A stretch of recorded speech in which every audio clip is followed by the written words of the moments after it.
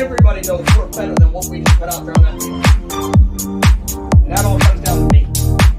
So that's my fault. And I'm going to do a better job in preparing this. Nole Nation, welcome into another episode of the Renegade Rundown with yours truly, George owner operator of the Renegade Report. I've got my co-host with me here, as always, at Deshawn Adams 18. Jen had a family event she had to take care of that was super important. So everybody wish her well and that she has a ton of fun with her baby tonight. And prayers to everybody in North Carolina and Tennessee. We're getting right into this thing tonight, guys. DJU is out, 4 to 6 weeks, pretty much the end of the year. We're five games in. You might as well call it out for the season. Bowl game looking like a miracle at this point. So that puts Brock Glenn in. He's kind of getting fed to the wolves. You can really compare it to Anthony Richardson at Florida when everybody's calling for the backup all year. And then, Georgia week, number one team in the nation, he gets fed to the wolves. And that's kind of, see. And it's like watching a train wreck happening at like the train's coming at 10 miles an hour and you know it's coming all year and you can't do nothing to stop about it. We've been talking about it all week. We all saw it coming. Watch Brock get thrown in against Clemson. And that's what happens. He got, I think, 8 snaps last week in that blowout loss, but reserves all over the place. No blocking going on. I think he even had a drop or two from the wide receivers. That was an absolute nightmare. So hopefully Brock can do something in this game and make something happen. But it's going to be really, really tough. Before we get into it and kind of the rant I was planning for at the beginning of the show, we've got some breaking news for you as 4-star top 100 recruit in the nation, Malik Clark, has decommitted. Ron Dugan's taken quite a bit of criticism on recruiting and things of that nature up the last couple of years, the kind of level of talent he's brought in, similar to Alex Atkins, having 2 top guys committed early in this class, coming off 24, the best class we've had so far. He gets 2 or 3 blue chip receivers in here. Things are looking up and up. And then 1 and 4 happens. And all of a sudden, boom, you see the decommit start to happen. And that's another conversation we're going to get into later into the show, kind of, regardless of what happens the rest of the year, there's going to have to be major changes made between boosters and, the pressure and all those things. There's time. It's time. Will it be 3 guys? Will it be 4 guys? Will it be 5? Not sure. Are they going to promote Atkins? Are they going to, is he willing to just become the offensive line assistant coordinator and they bring in somebody like my guy Deshawn wants from UNLV and a lot of other FSU fans? He's got some info on his background and how he could possibly fit into the offense a little bit later. But, what are we going to need to see going forward from this team? Through all the expectations, we're never going to catch up to what we predicted to start the year. That's a fact. But what do we need to see moving forward to regain confidence in a Mike Norvell who is getting absolutely raked over the coals? And there's nobody there to pull him out. There's plenty of blame to go around, and we can talk about all the different facets of what's going on. But yeah, the tenure is not trending up at this point in time. We've talked ad nauseum about the buyout and the giant contract. Like, he's not getting fired. He's not on the hot seat. Probably not even next year would you talk about hot seat. But you're doing irreparable damage to like your long-term career at Florida State and what the plans are going to be with every week that goes on, that it gets worse and worse and things of that nature. So changes have to be made. This Malik Clark news couldn't be any better timing for the rant I was going to go on. Because, and this is something I spoke to Deshawn before we went live, like, I love a lot of these assistant coaches. I was all in, the continuity narrative, all those things of that nature. We're trying to hold on to Myron Charles or Kevin Winning.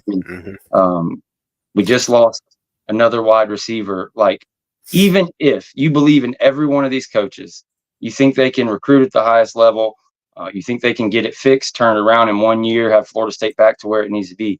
Even if you believe that, it doesn't matter, because the perception and what they put on the field and what's happened and transpired over the last few years, it's set in stone. Like, there's no turning this recruiting class back around. And competing for a top 5 class like we were all hoping for, and we're en route to doing early on in this recruiting class in July, when you have 12 commits and 11 of them are blue chips and you're, number 5 and on 3. All that goes away.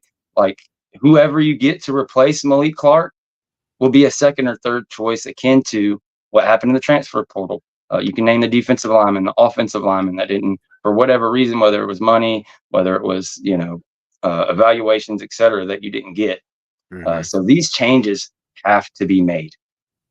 We're going to get into which particular coach will have to go, which possible replacements, things of that nature later on. But what do we need to see from the team moving forward to have confidence that you have a core that you can build, around, possibly bring in a portal quarterback this offseason, which also ties into bringing in an offensive coordinator, possibly bring in top defensive ends, possibly get that top offensive line out of the portal, whoever they may be. All this stuff plays into it. If this team lays down, if it's blowout after blowout and you're not seeing any spark out there, we don't get an upset or two, it's going to be really tough. And like I said, even though we're not talking about Mike Norvell being on the hot seat, that's how you become a lame duck pretty quick in 25, 26. And it's not what the program needs. We are at a crossroads. We're at the same exact crossroads, minus the national title, that Jimbo Fisher was in 2016 and 2017. The writing was on the wall. When Pruitt left, guys left one by one. Sal Sinceri, guys left, and you just ended up with a coaching staff that the times was just past. By the time 2017, when Jimbo Fisher went to Texas A&M, he didn't take anybody with him. Maybe one guy. I think he took Damian Craig back from Auburn at some point. But pretty much everybody on that staff, one went to coach Eastern Tennessee, one did this, one did that. Most of them are out of the game now. And it's like, was Jimbo just that loyal to those guys? That was always the conversation. At the end of the day, he didn't have the money to go get the guys that he really wanted to get. So he wasn't going to kick his friend in the ass for a coach that he thought was lesser than. Yeah. But, just to make a change, let's go get this $800,000 guy to replace my buddy that's making 1.2 or whatever the case may be. Because that's the moves the administration was doing at that time. They weren't going to say, go get a 1.5 million guy. No, you just lose all the raises and you start back at square one. I don't believe that's the position Mike Norvell's in.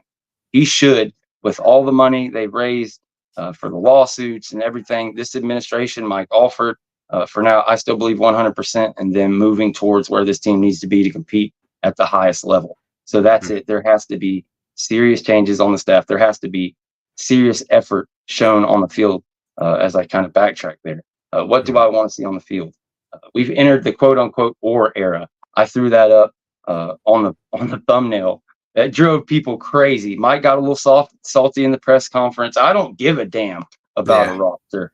He made a comment the day before or something like that saying, I said to him they could possibly put a or between people. I told the sports info, as if like he doesn't, like they don't do exactly what the coaching staff says, like as if the sports information people are at practice deciding who starts, where the ors go. Like, come on, man. Like, I get what he's saying, and it's true. But at some point, I'll tell you who does care about the depth chart: those kids, and their families. And just, you can't replace that. I didn't get to play that level, but I did play at all-star baseball, travel baseball going up. I ran track in high school. Like, there's no greater feeling than being on that starting line, getting your varsity letter, making that clutch play, whatever the case may be. And it's something as simple as a depth chart. James Coleman may laugh at me, but it means something. It's messaging. And it's like Adam Fuller is so gobsmacked on being like, Blake needs to earn it, and Juice is getting there and this stuff. It's like, we all see they're the best two linebackers, man. Like, I don't, so I think the youth movement is here. I don't think there's going to be much more resistance to that. Richie Leonard, that's some more news that's broken today. They were joking on the roast, like, is he really hurt? Is he this? Look, Richie Leonard is one guy that I will not question. His dad's an awesome dude. He's just a nose to the grindstone kind of guy. He was the best offensive line we had on the season when he was on the field.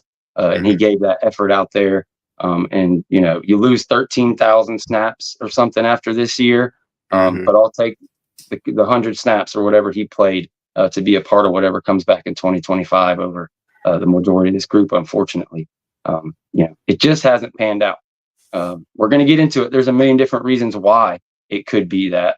But I don't know. I don't have much. I kind of reached the end of my rope. We're at 10 minutes, so that'll end my rant. But yeah, pick up where I left off or just start over. Just give your thoughts on what we need to see moving forward and kind of the breaking news that we've had today. Okay, before I get into any personnel situations of the game, I'll speak to optics because I see a lot of things going on in the chat, and we often, as our fan base, which is common, that we speak to the optics when it compares to our rivals. And I think we need to just start worrying about our own house right now. The house is on fire, and I'm just gonna be honest, but it's about optics. If we think about the overall optics, first thing, the optics of constantly thinking that everything going on this year has something to do with the snub last year. It's time, I've said it before, it's time to let that shit go. We have to move forward. We can't keep looking back because you'll never progress anywhere if you keep looking back. Stop using that as the crutch or the key cog and the reason why we're facing what we're facing. Also, the optics of look at the overall appearance of the optics of the program. We've been getting black eyes now for how long? I mean, since the latter years of Jimbo's tenure, going into Willie and now with Mike. We thought we were climbing out of it, excuse the pun, but over the last two seasons, but we find ourselves right back in this same rut. So the optics of where we are as a program, not only traditionally, of where we want to go in the future. I mean, we can look at where we want to see the optics of wanting to lead the conference. That's one form of optics as a total university. But when we're just speaking to the football program, what is the true identity of the program as a whole? Not just what we produce on the field, but what do we want to do? And I think I need, after we get through our rants, we're upset, we're pissed. We want to see this guy gone, that guy gone, this done, this player here, get them out the team, get them, get new players in the portal, recruit better. We all know this. But when we're looking at the optics as a program, what do we want to be known as? It's always that trigger word that you hear from the outsiders, the mainstream media, the rival fan base, when they say, oh shit, they're all in. I think that's the optics that we need to start presenting. And I don't really think that even over the last two seasons, we really presented that as a fan base, administration, players, coaching staff, all of that, boosters, alumni, whatever. It doesn't look like we've been all in. We're still trying to do things the old way in a way. And we're still trying to not move forward and progress with the way today's programs are ran. And every program that's successful, even for who's the model today, Georgia. Everyone uses Georgia, even though they lost to Alabama. That's still the standard. Alabama's still the standard. Ohio State's a standard. Oregon is a standard. These are standard programs. You look at, for example, look at the shit that's going on in Tennessee, for example. We can hate Tennessee. We can say what we want to say about Tennessee, but it's obvious the production on the field you're seeing this season and even last season is because we're seeing a program as a whole, with the fan base included, that is all in on success. We do not accept. We can do a lot of signaling, and we can do a lot of chirping about what we expect, the tradition, the standard. But if we don't hold this, ourselves all look in the mirror and say, what am I doing to make the situation better? I will never say pull back money. We don't do that because you can't get players, you can't get coaches if we Speak pull on back that. money. That shit aggravates me. Can't do that. I won't say that. We can speak to who we want gone or who we need to bring in here. That's part of optics too. I think the now I'll speak and go. I'm not really going to rant hard, but as far as the staff, when we get to that point, we need to get guys in here that understand the standard. The standard is not 8-4. That's not acceptable here. Traditionally, it hasn't been acceptable here. It's not. Up and down seasons are not acceptable here. We expect to win a championship or compete for a championship at least every other year. That means if we're 13-1 last year, we should at the minimum be 10-3 this year. At the next year, go back up 13 games again. Consistency in double-digit wins. A down year for us should be 9-3, 8-4, and that we'll bitch about that. But it should never be what we're facing this year. This year, we've won one game. Do you know how far back we have to go? Most people weren't even, most of us fan bases now weren't even born. And those of us who were born during those times, they're collecting Social Security checks now. I'm just being honest. So they can talk to us about what it was before Boughton showed up. The Daryl Mudra days, before I can't remember the other coach, he left. But anyways, I think we need to have, this is where I speak to, and I've often spoke to pride. Pride as a fan base, pride as alumni, pride as administration, pride as the players, pride as pride as the coaching staff and the university that you're at. This is Florida State. Stop comparing ourselves and putting ourselves in position as being the lesser when we look at Georgia, when we look at Alabama. God damn it, when we're at our peak, we're right there. There's proof in the pudding. We have proof of concept.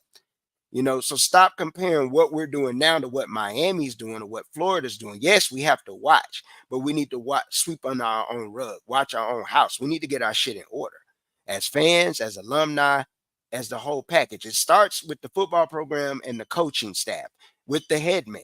He needs to make a decision and understand that this is not Memphis. This is not Pittsburgh. This is not Arizona State, and this is definitely not Tulsa. So that G5 shit, you can't do that. The way you operate your G5s, it doesn't work here, and it's not acceptable, because those older people who were here, who saw it when, older guys like me who saw nothing but success, we pass it on to our children. So our children ain't going to forget the shit either. They know what to expect. And I say that to say this, and then I'll get off my rant, is that the standard is that, but we have to all hold ourselves to that same standard. Stop lowering ourselves and have the expectation is what it is. We're all pissed because not only just this season is looking like what we didn't expect. This is not Florida State standard. 1-11, what are we talking about? That's what we're facing.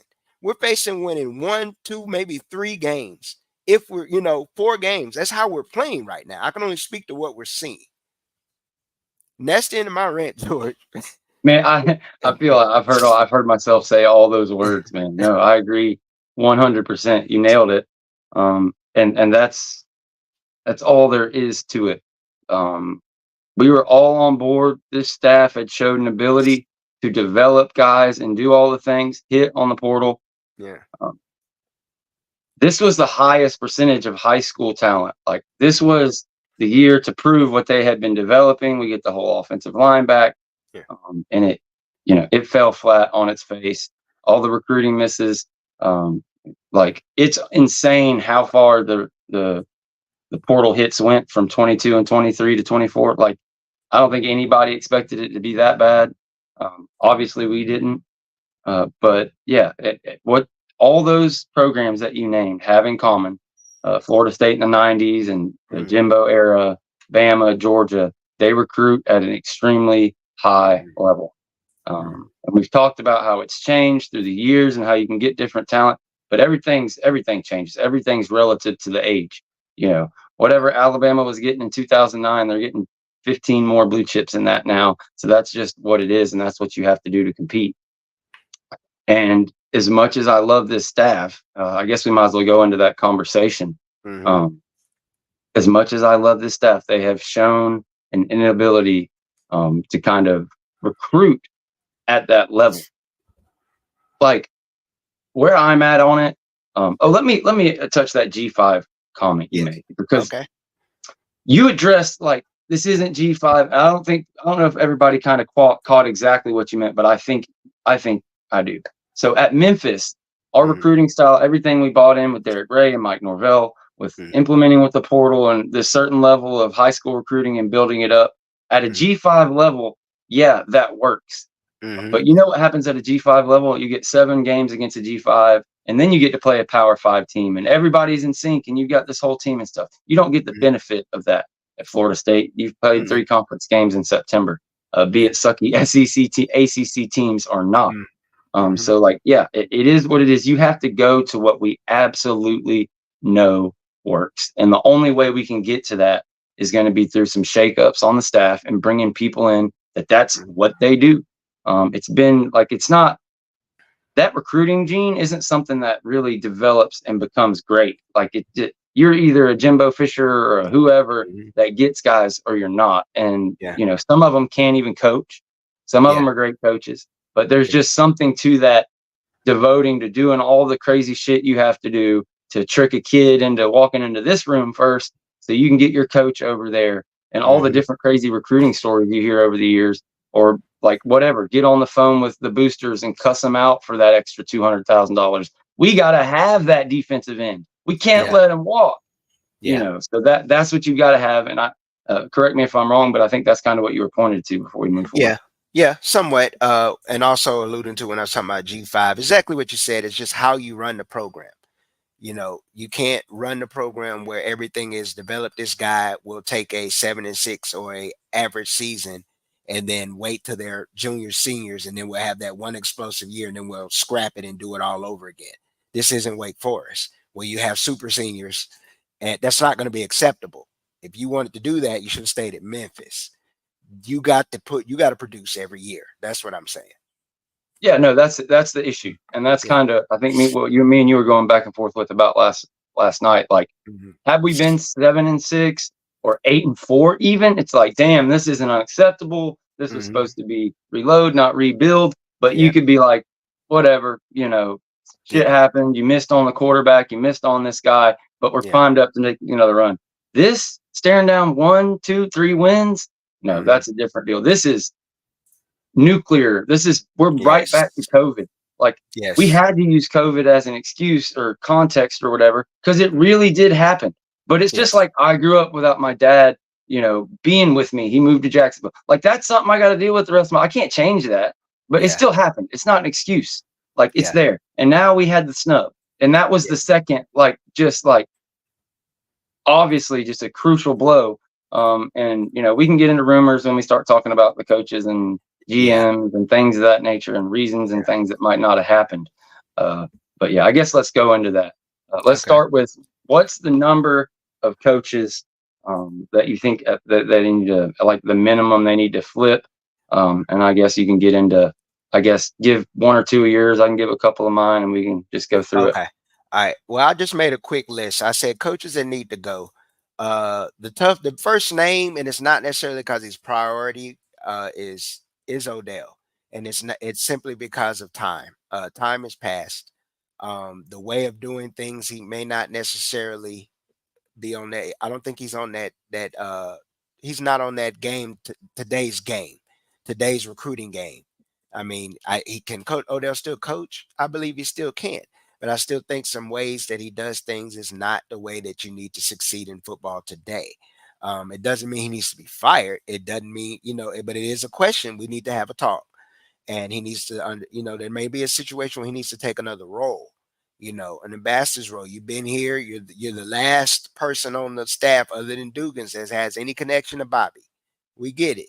He is a staple in the program, but let's be honest. And if I speak to as I speak to our listeners and to the fan base, I say this: outside of Bobby, Odell was placed on every coach after Bobby.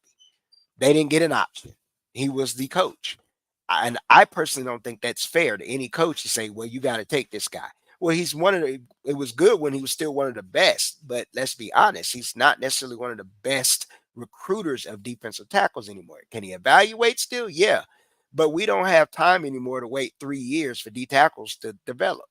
We need these guys coming in and ready to play now. If you notice it, yes, he gets credit for developing Josh Farmer. We've seen Josh Farmer come up. We've seen Timmy Josh Jernigan Farmer was a do it. long And fucking Timmy time Jordan, ago. but that was a long time ago. Let's name the last defensive tackle that he put in the league was what? Derek Nottie? Wilson was when the Missy Vals, and But yeah, and I after don't think that, that was Wilson. I think Wilson killed himself. I don't think that was a bad eval. no, I mean, he was like, he was the everybody. last one. It's kind of what I But mean. Like, yeah, after Marvin Wilson, I can't yeah. remember a guy that came in and I was like, No, whoa. no, we haven't had that kind of guy. But I'm gonna move on. After him, Chris Thompson. The tight end coach is usually one of your better recruiters. Chris Thompson, look at the position that we're on offense that we're, other than DJ, what's the other person or player position that we're really pissed with right now? The tight end position. And when you have to rely on true freshmen, that means you let Biscuit walk. You were developing. That's one of the tight ends you developed that you could have took credit for, but you don't have that now. You brought Jaheim in as a transfer. Any other tight ends, where's the production? Where's the consistency? Where's the alpha at that position? Chris Thompson. We all know Randy. I don't have to beat that dead horse. We've all said Randy. I put questionable. Coach Pat. What defensive ends has he brought in and developed straight from high school? We can bring up Peyton, but we still see a lot of deficiencies in Peyton's game, from his physical development to even how project. Has he hit his ceiling? He was a 3-star. Yeah. Has he hit his ceiling? Other than Pap, another questionable question and I'll just bring it in. 2 more. Atkins as the OC. You brought that in. Atkins as the O-line coach. I think he needs to focus on O-line because he's facing a question too, as far as where's your guys? Where are your guys? We see the transfers, but where are your guys? You brought 2 classes in, and most of those guys transferred out or DQ'd out. You understand what I'm saying? And then the other guys you have, we're still waiting for them to see if they're ready. We brought in Lucas Simmons last year, 6'8", 300-pound tackle, right? But yeah, you can look around the nation and see freshmen playing on the offensive line. What are we doing? All this "they're not ready" stuff has to stop. And then lastly, that coincides with what I just said about not being ready, is the strength and conditioning coach. It's your job to get them ready. You spend more time with the players than everybody else does. We need to have the talk. I'm not saying he needs to go, but we need to have the talk on what are your methods. Why are our players always injured? Why do they look, some of them look big, but are they just big for nothing? We have to ask the questions. We're at that point. And those are the list. That's the list of coaches that I have, man. No, it's totally fair. I'll start in kind of reverse order. I will. Yeah. There's only one point that I will, and not even that you're wrong. It's fair to challenge all of it. But I think some of the shots and some of the concern about the strength staff, like when I look around and I remember where the soft tissue injuries and things were before he got here, it's night and day. I've heard so many NFL guys talk about how amazing it is. And if there's one thing we haven't seen this year that every team we've played has had, is cramps and things of that nature. Yeah. Now, where the criticism comes is there something they're doing that's affecting explosiveness at the line of scrimmage? Yes. Like, is there something they're not doing that's getting their maxes high enough, or whatever the case may be? But I don't know how much of that is from Odell and Pap or him. But like you said, definitely fair. But he is one that one of the guys I'm more high on the staff. You know, as far as Odell and Pat, this is something we talked about in the offseason in 22 and then the offseason in 23. Like, they're too similar. Like, Pat comes off as like the youth minister at the Greek Orthodox Church. Odell is the dude that's been with Florida State for 50 years and things of this nature. And it might be too late to just fire one or, move one and bring in that crazy recruiter. It might be too late now, because now Pap's losing Javian Hilson. Now we're struggling to keep Kevin Wynn. So you may have to get rid of both of them. But I think at bare minimum, one of them's got to go. You can get a guy in. You can manage your defensive line to where one badass recruiter can recruit ends and tackles. I think you can mitigate that, or, have him just get the guys in the room with Odell, do the love you part, and let him be tough cop or whatever the case may be. But yeah, it's an issue. You can't, these Marshawn, the guy that decommitted, Noshawn, Flag, we'll see what he turns into, but just the defensive tackles and the defensive ends out of high school, it has not been here. But the thing that we had been saying, that I had been saying, is like, all the things that happen, but look what we got right now. We've got this, we've got that. Well, guys, they're all decommitting. It took you 5 years to build up to that point, to where you could recruit at that level, because you built a program. That's what we were selling. All that goodwill, it's all gone, all the momentum. You're back to square one. Solomon Thomas, the guy we talked about, he'll probably stick. There's going to be guys that are loyal and things of that nature, but who knows? I'll talk about that name next. Alex Atkins. I feel like, he was one of the brightest names in coaching just a few years ago. He still is a great coach, I'm sure. But it just, like, I don't know. Like, maybe you give him the play calling duties going into this year, but you can't off 13-1. That was never going to happen. That wasn't a conversation. But now you're left in a position where you're wanting Like the next step is bring in an OC or upgrade somebody to take over play calling from Mike Norvell, so he can manage all these things better. Be more of a CEO, which is where it's going in college football in these days. Like, do you trust Atkins to grow in that role? That's kind of the issue we got. We let too many guys tump up. Tony Tokars, I get it's only like his second season as quarterbacks coach, second or third season, and he has got in, Brock and Luke in his 2 classes and things of that nature. Like, that's all fine and dandy, but we just don't have time to let people grow. So if there's somebody out there that's a top flight quarterback coach who's going to get us the number 1 quarterback in the nation in the 25 class or 26 class, whatever the case may be, it's time to do it. It's time to make that move. It's hard for me on Tokars just because I haven't seen his guys on the field yet. He was a grad assistant for everybody else, and then he had Jordan for his year to go 13-1. Like, it's hard, but definitely on the table. Thompson, I totally agree on Thompson. Like, it's sad for him because he pulled it around, and in the 24 class, he gets the 2 big-time players.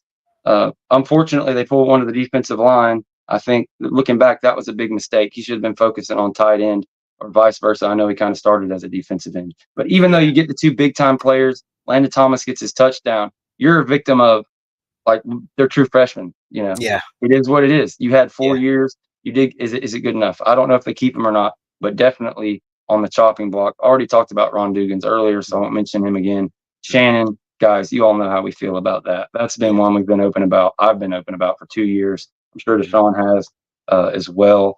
I'm trying to think if I've forgotten anybody. Offensive line, running backs coach, Yak. I wonder how much decisions Yak has on who gets the ball. Yeah. I like Yak. Yeah. Like, I haven't talked to Yak, whatever. I promise I have not had a conversation with him on the phone or anything like that, just because he follows me on Twitter or something. That doesn't mean, I swear I haven't talked to him at all. But that's just from an outsider looking in. I've loved what I've seen him do with these running backs. I love what I see from Toafili when he gets the damn ball. So I wonder there. But Yak is somebody I feel like is a plus on the staff. He's gotten a balance of production and recruiting.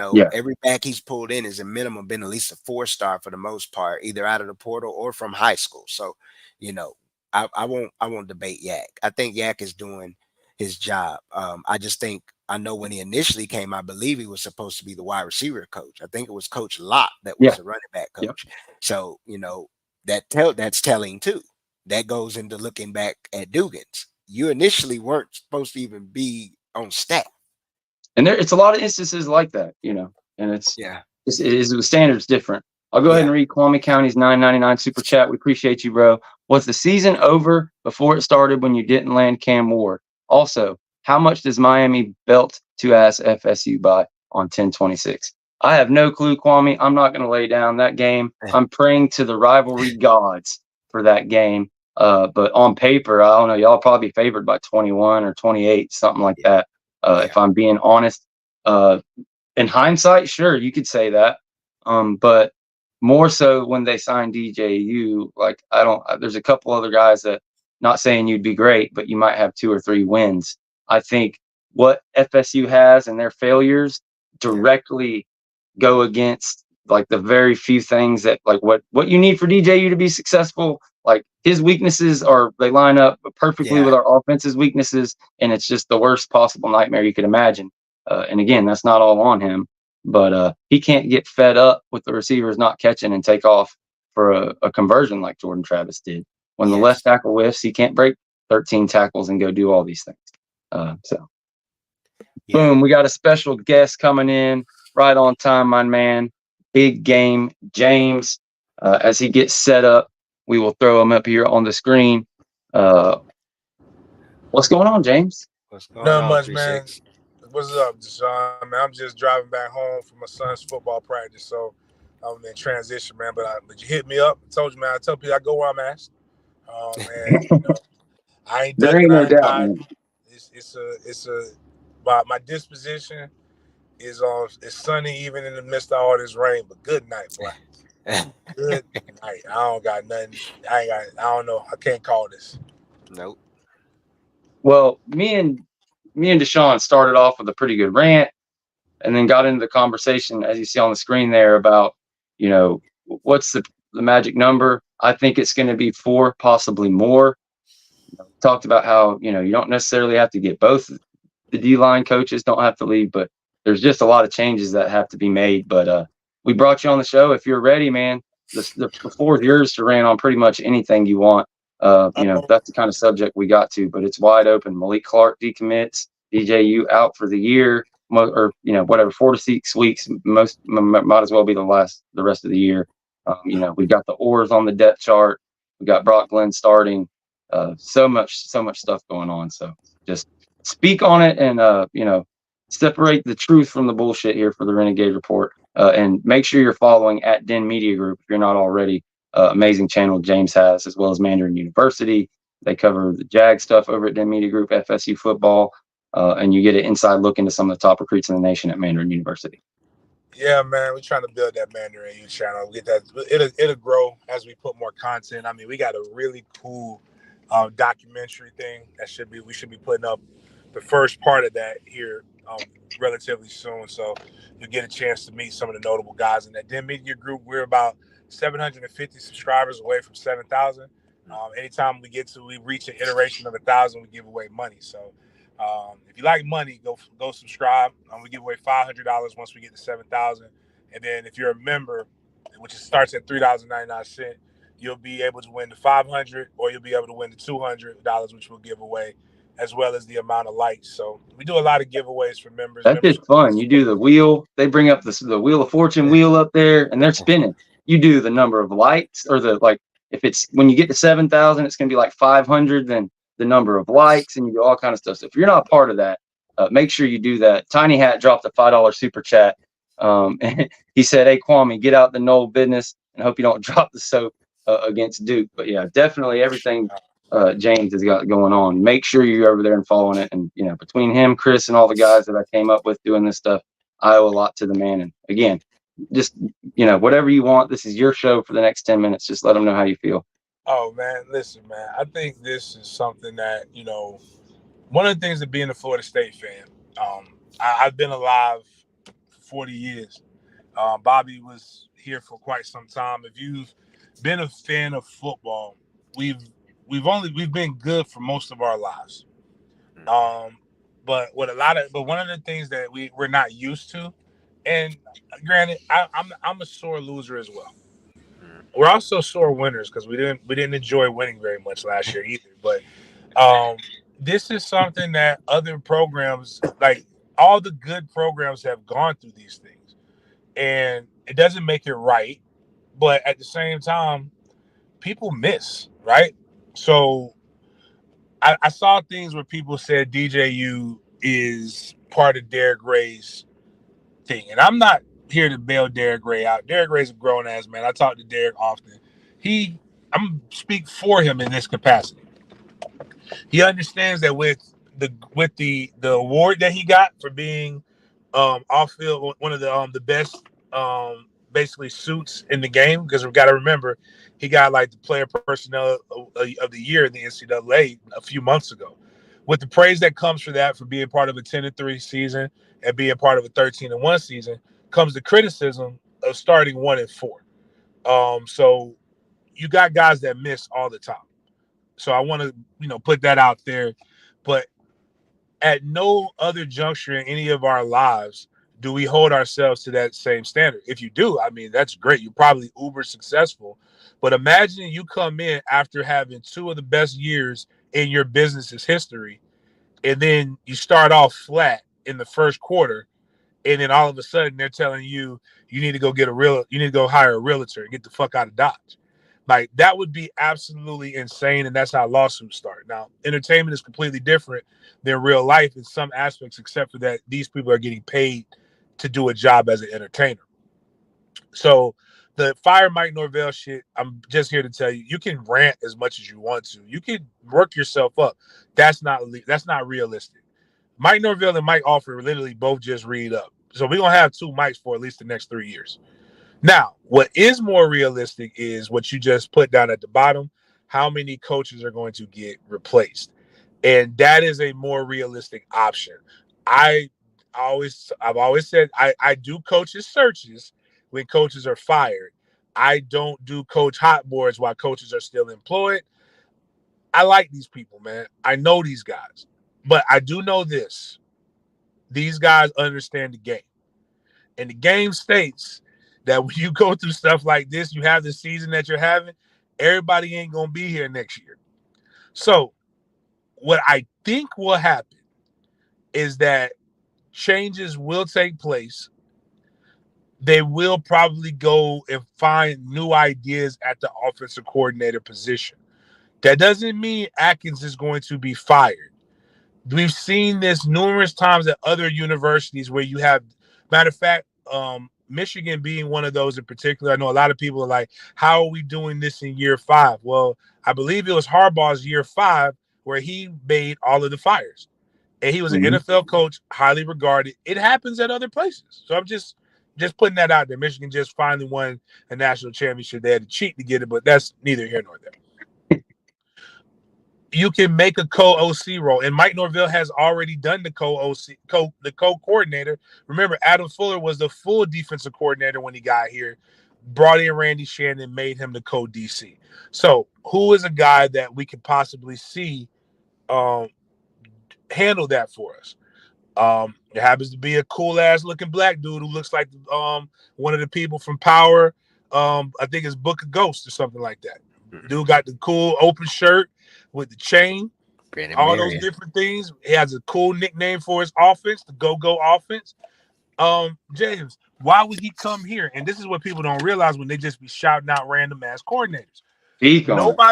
Nobody hires people in this game unless there's a relationship that's there previously. Oh shoot, he might coach them at Tulsa. Man, that's convenient. I think Deshawn dropped me with Deshawn sold me even more when I found out that I could get him for a $5 McDonald's on budget. I didn't even realize how little bit of money he made out there. Oh, I'm already spending Mike's new money. I don't know how you bring it. I know the NCAA made new rules. I don't give a fuck if you make him an off-field coach and you just happen to pay him $640,000 or something to be it. I would just like to see him come here. Now, he's a wide receiver coach at UNLV. Excuse me, he's a quarterback coach at UNLV, but he's been a wide receiver coach at other stops. So, with that being said, that gives you the freedom and flexibility to do whatever you need to do at quarterback, wide receiver coach, etc. Typically, when you bring in a coordinator, you allow them to hire somebody that makes them feel comfortable, that they're used to working with. That gives you the freedom and flexibility. Now, the two position coaches, and now I'm not saying these guys, I love Coach Yak. I'd say with Billy Sexton, my position coach, who's one of the greatest position coaches at Florida State history, he used to say the most useless position coach on the football field is the running backs coach. He's like, you can either run or you can't. He's like, that's why I recruited you, because you can run, son. If you couldn't run, you wouldn't be here. So he's like, my job is to be an ace recruiter. And I think Yak is a good recruiter, does a good job in the boot, does those different things. Thompson, tight end coach, a similar thing. When I was there, we had John Lilly was a tight ends coach. John Lilly was also the recruiting coordinator. So that's the places where you can hire guys on staff that their job is to go be the guy in the living room that gets us what we want. And everybody wants recruiters. I'm going to tell you this much right here. If we knew we was getting the go-go offense in November, I guarantee you an open door would happen here in Jacksonville, Florida. There's a wide receiver who I know would be excited to see a dude rocking a gold chain with a pendant. The only thing I say is I don't want him doing no Cuban links, man. I want him rocking a herringbone. I want I need something more 80s and ethnic than what he got going on right now. Now it's gonna be a couple fans that's gonna, you're not gonna be hip to the lingo, but you hip to winning. So y'all gonna have to roll with us a little bit. We're gonna be fine. We'll bring my Pilgrims on. We'll bring y'all along with it. We got you. Now you transitioning over to one thing to throw at you there. Kind of, me and Deshawn talked about it. I'm curious on your opinion on it. You spoke to the possibilities of bringing an offensive coordinator, Alex Atkins, staying on staff. We've talked about the possibility with the new coaching rules. Odell Haggins could do exactly what he wants to do, coach the team. You can coach as an analyst now in a lesser role. I've heard from people that he's not open to that. I don't know whether that's true or not. That's just totally a rumor. But while you're here, It just kind of seems like with the way everything is gone, Mike Norvell's hands are tied at this point. Like coming into this year, you could have picked between Papuchis and Odell, and whichever one moved on, you could bring in that dude that could recruit the can't miss guys out of high school, get the thing going. But now with Hilson decommitted, now barely fighting to hold on to win and all the different things, it seems like 4 or 5 coaches in it is inevitable just because of how things worked out.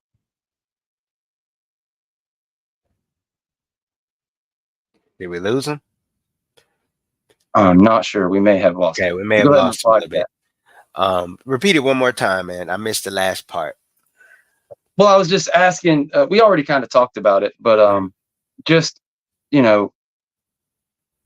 I get not wanting to jump on these coaches, and you'd rather not have to clean house and do all these things. But just the way it played out, you had an opportunity to replace one of the 2 defensive line coaches. You had an opportunity to make a move on Randy Shannon. You had an opportunity to do all these things. And now that it's spiraled and you're 1-4, now it's like, you're just going to have to do like Harbaugh did and different people.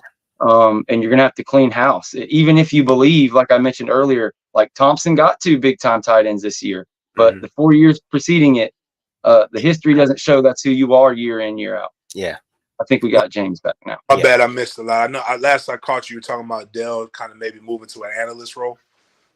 Yeah, so that you talked about Alex Atkins, just the fact that since they didn't make any changes and they kept rolling with, they didn't, move from Papuchis or Odell. They didn't replace Shannon. Now they're in a situation that all these recruits are decommitting.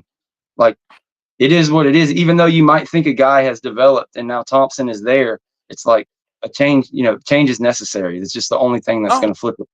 Yeah, I think you got to bring, like, again, you don't have these you don't lose like this and think that everybody's going to get a chance to stay. Everything's going to stay the same. That's just the nature of the business. So it's unfortunately the nature of the business, but it's the nature of the business nonetheless. Like I said, I don't know who, I don't know how this works out. But I was going to go over to the defensive side of the ball here with some suggestions that I have just from natural relationships and things that I know could happen. But again, offensively, it would not. While it would pain me, because I'm a bit like Ron Jones. Like, I got a great relationship with Ron. I love Ron Jones. I've known Ron in a roundabout way since I was a jit. He's coming from FAMU, DRS, Tallahassee guy. My daughter Amari, actually, when I was in college, went to daycare with his daughter. So it's just like there's some things that I've known Dugans for quite some time. He's a great guy, and I believe he'll be whether he's at Florida State or not. The minute he's not there, he'll be coaching somewhere else because he is a good coach. But styles make fights. Sometimes things don't work out. Same thing it wouldn't shock me for any of those guys. But I would hope it works the way that a lot of things have worked with Mike in the past, where the guys they go and they find another gig somewhere else. And it's worked out like that in the past, and I wouldn't put past. I'm not too concerned with the guys who have decommitted currently. While it stinks, I think we lost a kid in South Carolina. Malik Clark. He reminds me of a kid that we had, Jeremiah Shack at Mandarin a couple years ago. Explosive, fast kid, a little stiff. Not a guy that's going to. Let me tell you like this: if we somehow had Jamie French and Jamie French decommitted, that would hurt, because Jamie French is a guy that's going to come in day one. But those are the guys. Those are the guys we got to get our hands on. It's just not been happening. Yeah, well, I'm gonna tell you a guy who is a D1 guy. Now we lose CJ Wiley, I'm gonna be a little hurt. CJ Wiley, I've seen CJ Wiley up close and personal. That shit hit different. Yeah. So I tell a lot of fans, losing the D tackle to Texas, that hurts. But I still don't think he was coming in day one to affect the game. But it hurts nonetheless. Trying to remember who else we lost. I know it was the defensive end from Coco. Hurts. But I got told some people, I said, have y'all seen his frame? Yes. His frame is a little slight. He's probably more of an edge outside linebacker type rusher in today's game, and that's not what we need. I mean, we needed him to stay because again, a lot of us are caught up in recruiting. Optics. And I'm with Take you. a shot. But at the same time, hey, lose Tramel, hurts. You lose CJ, hurts. You lose Solomon, Hurts. You know what I'm saying? Like it's things that really lost them. I'd be like, ooh, yeah, that's a bad one. But flips happen. Change makes people want to redo things and reconsider. So again, we'll get to those things here in a minute. Going on to the defensive side of the ball, again, I think you attack the coordinator position, but not in the manner in which everybody thinks. If you want to get a breakdown on what Fuller looked like, I just did the first half and the first 4 drives of the SMU game from about as close to all 22 as you could get. If I can somehow get out of my own way and make my way over to Tallahassee on Saturday, I probably will. I'm not going because I'm not going to be like, I'm going to support the guys through and through. And I actually enjoy going back. I'm from Tallahassee. I also like watching my sons play football. It's one of my favorite things to do right now. It's no matter how bad y'all think Florida State football is, try watching 6U. Try watching 12U football. And my son's teams are both undefeated, but it's the worst football you'll ever watch. It pains me. There's some kids who aren't good. There's some kids who are chasing butterflies. Hell, sometimes my baby boy is out there looking into space, but I enjoy it. I love football. I watch football all day, every day, whatever kind of football I can get. I'm a glutton for it. But if I go there, I like watching it from the Champions Club. I can see the end zone view.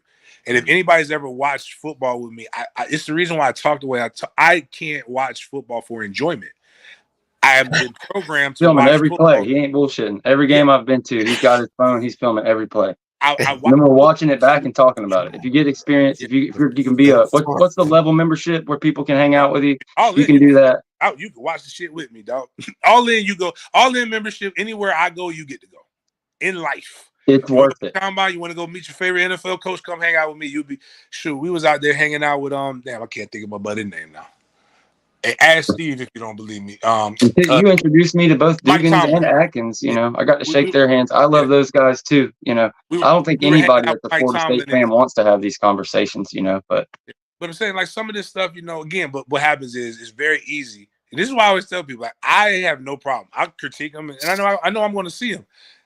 Them words don't sound quite as bold when the people right up on you. But I say all that to say is I put up, this is as close to all 22 as you could get. So I was in the press box. We were videotaping it. I went live. I'm going to do it with the Jaguars tomorrow because I videotaped all the offensive plays, all but 2 offensive plays for the Jags. And I got a lot of good feedback. I had a lot of people watching, more people on Twitter than on YouTube, which for the life of me, I have no fucking idea why I can't get to just come on over to YouTube. But it is what it is. In Media Group, folks, you see it right there. Go sub, hit your, notifications, get over to YouTube. Defensively, I believe, you go down south and you get Derek Nicholson. Yes. Derek's a good friend of mine. I love what Derek has done. And the reason why I say, why not Ernie? It's got nothing to do with concept. Ernie is a phenomenal football mind. I've seen him coach. He knows the game. He's played the game, and he's done it at a high level. What makes Derek intriguing is Derek has had success at every stop and at every level, not just in coaching, but in recruiting battles. He did it. He's done it on the HBCU level at Alcorn State. He moved to Southern Miss. He was a DC there. He went to Louisville. Got a chance to be a co-DC, learn some different things, learn how to run the 3-4, even though he's a 4-3 traditional guy. I'm gonna tell you what Derek, because me and Derek talk again, it's a friendship thing, and even though he coaches at a rival right now, he's still a Nole through and through, and it pains him to see his alma mater the way it is. But me and Derek talked Actually, I remember talking to Derek right before Louisville came down to Florida State. We played Baker County High School in Mandarin, and he was talking to me about what the hell is going on with Mike in Florida State. What the hell is going on, James? I'm gonna tell you again. He keeps up with his alma mater because he loves Florida State. Business is business. Personal is personal. Miami had a tremendous amount of injuries last year. And I see our fans. What's wrong with that? And I'll tell you why my funny tongue-in-cheek joke about why we have all these injuries. Miami had a lot of defensive ends go down last year. And what people don't realize is this is why we struggled against Miami. They had a bye week going into Clemson, right? They shifted from a 4-3 to a 3-4 concept. Okay. So they figured, but Derek had the practice with the 3-4 at Louisville. So he was able to go in. That's why they gave him the co-DC mantle, is that he was able to show Guidry what he wanted to do. We have 1 week of film against them in a 3-4, but we have previous history of a 4-3. Okay. We tried out there practicing for a 4-3, and why people don't understand, that's not that big. That's on PlayStation, it's not that big of a deal. In real life, it is. That's like preparing. Yes. That's like one of the times we were joking one time. It was like, what happened? I said, man, we prepared for Duke, and 0-2 Miami showed up.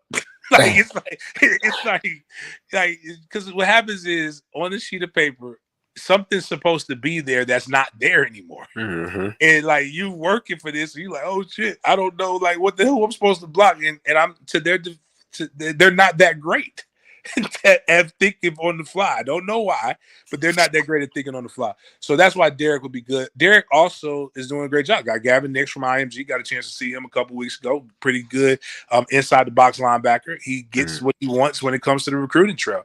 He's got the linebacker from portal or in the high school. Yeah. And you have to give respect and give kudos to guys that are doing that. You can bring him on, replace Randy Shannon, have him replace Randy Shannon, keep everything else in tow. If you believe that that's good. But what I do think is going to happen is Patrick Surtain is an NFL guy. I do believe one day we'll lose him to the NFL. So I think you go and find coaches that can develop, that are strong-minded, that don't mind pushing back on ideas that, I would love to bring Crow back. Crow wants to come back. The cool thing about guys like Crow. Was he right? Was he right this offseason or what? I gave heat to him. He was right. Yeah. About some shit he was saying. Crow is good on money. Crow come do it for the love, for the Ray J, for the love. Yeah. Because he likes to coach and he likes to develop. But again, if that doesn't work, I'm going to throw you a wild card out there that nobody is talking about. But he has ties to Tallahassee and he has ties to Florida. And that'll be Brian Williams. That's the name I want you guys to go look up. Brian Williams is the coordinator at Maryland. He started his career off as an analyst in 2013 and 2014 at Florida State under Jimbo. He went to Georgia after that. And then he got put on in multiple different stops. Currently, he's the defensive coordinator at Maryland. He's a little pricier than D-Nick would be, but he's a guy that you can bring in. If you look at his recruiting acumen, look at what he gets to come up to Maryland from South Florida. He's from Miami, but he grew up in Tallahassee. His mom lives in Tallahassee. He would be a hell of a pickup for Florida State. And he's coached linebackers, but most recently he's coached D. So that would give you something to be able to strengthen your recruiting ties and stuff like that. I'm going to tell you how good of a recruiter he is. In 2001, he damn near got me to transfer from Florida High to Ricketts because he coached high school ball in Tallahassee for a few years, man. He's a really good guy. And he's worked with Mike Norvell. He was at that mega camp recruiting for Maryland that Mike Norvell had a few years back. So, and he's a guy that's going to try to get this year, right? Yeah, we didn't. Seems like maybe we have that one next year just to. No, we probably. Well, what they did, so they didn't have it, but they went and participated in other people's. Yeah. So, okay. I think. So those are my things right there, and obviously with those picks, you can change linebacker coach. You can do whatever you need to do. I can tell you some guys that I want, but I think Odell wants to coach. I think you have to accept people for what they are. if you're going to keep them, and you're going to have to put parameters. Odell's just not getting out and recruiting like the Odell did when I was 20 years ago when I was at Florida. Shit's changed. 20 years ago, he was wearing tall tees and baggy pants and Air Force Ones. Like, yep. And Odell, and we thought Odell was old then. Like, real talk. I got a daughter that's 22, bro. Like, my daughter thinks I'm old. So what do you think she would think Odell is? Yes. So, like, it's just, again, that's fine. Keep him there. Bring Jerry back. Bring Trap back. Bring you. Where I think we're all missing it because we want microwave results. We want right now. We're angry right now. I need change. Here's what we need. It's not going to. There is one person I can tell you off air. I just would not say it now. Because again, I got to go back to these places. But you have you have a role with Bartow. That's available. There's a couple other off-field recruiting roles that you can clearly need to be revamped a little bit. It's not just D-Ray. But what I would do is I would go in, I would spend as much time in NFL front offices as I can. Exactly. And what I'm going to do and what I'm going to demand and what I think Mike Alford will basically demand of him is I need this to be run like the NFL. I need a director of player personnel and I need a director of scouting. The director of player personnel, their only job, which is basically what D-Ray is to scout current NFL teams and looking at talent as that talent relates to what your current coaches have. If I'm a man team, a press man team, I am scouring the NCAA right now. Man corners. For the best man corners from freshman to junior years. I'm not trying to get 2 years because I got 2 years if I'm thinking about this. I don't want 1 year rentals, which Mike typically doesn't get. I want 2 year rentals, even a 3. So, and what I'm thinking of is we have 30. We're going to replace 30 people every year. We have 30 to 35 slots. Yes. I don't care. I am not of the ilk that it has to all be high school kids. I don't give a damn how it gets done.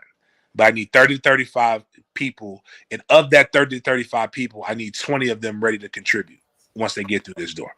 Yes, sir. So I'm going to look at my roster and I'm going to look at what I need to get. I'm going to have a price for that.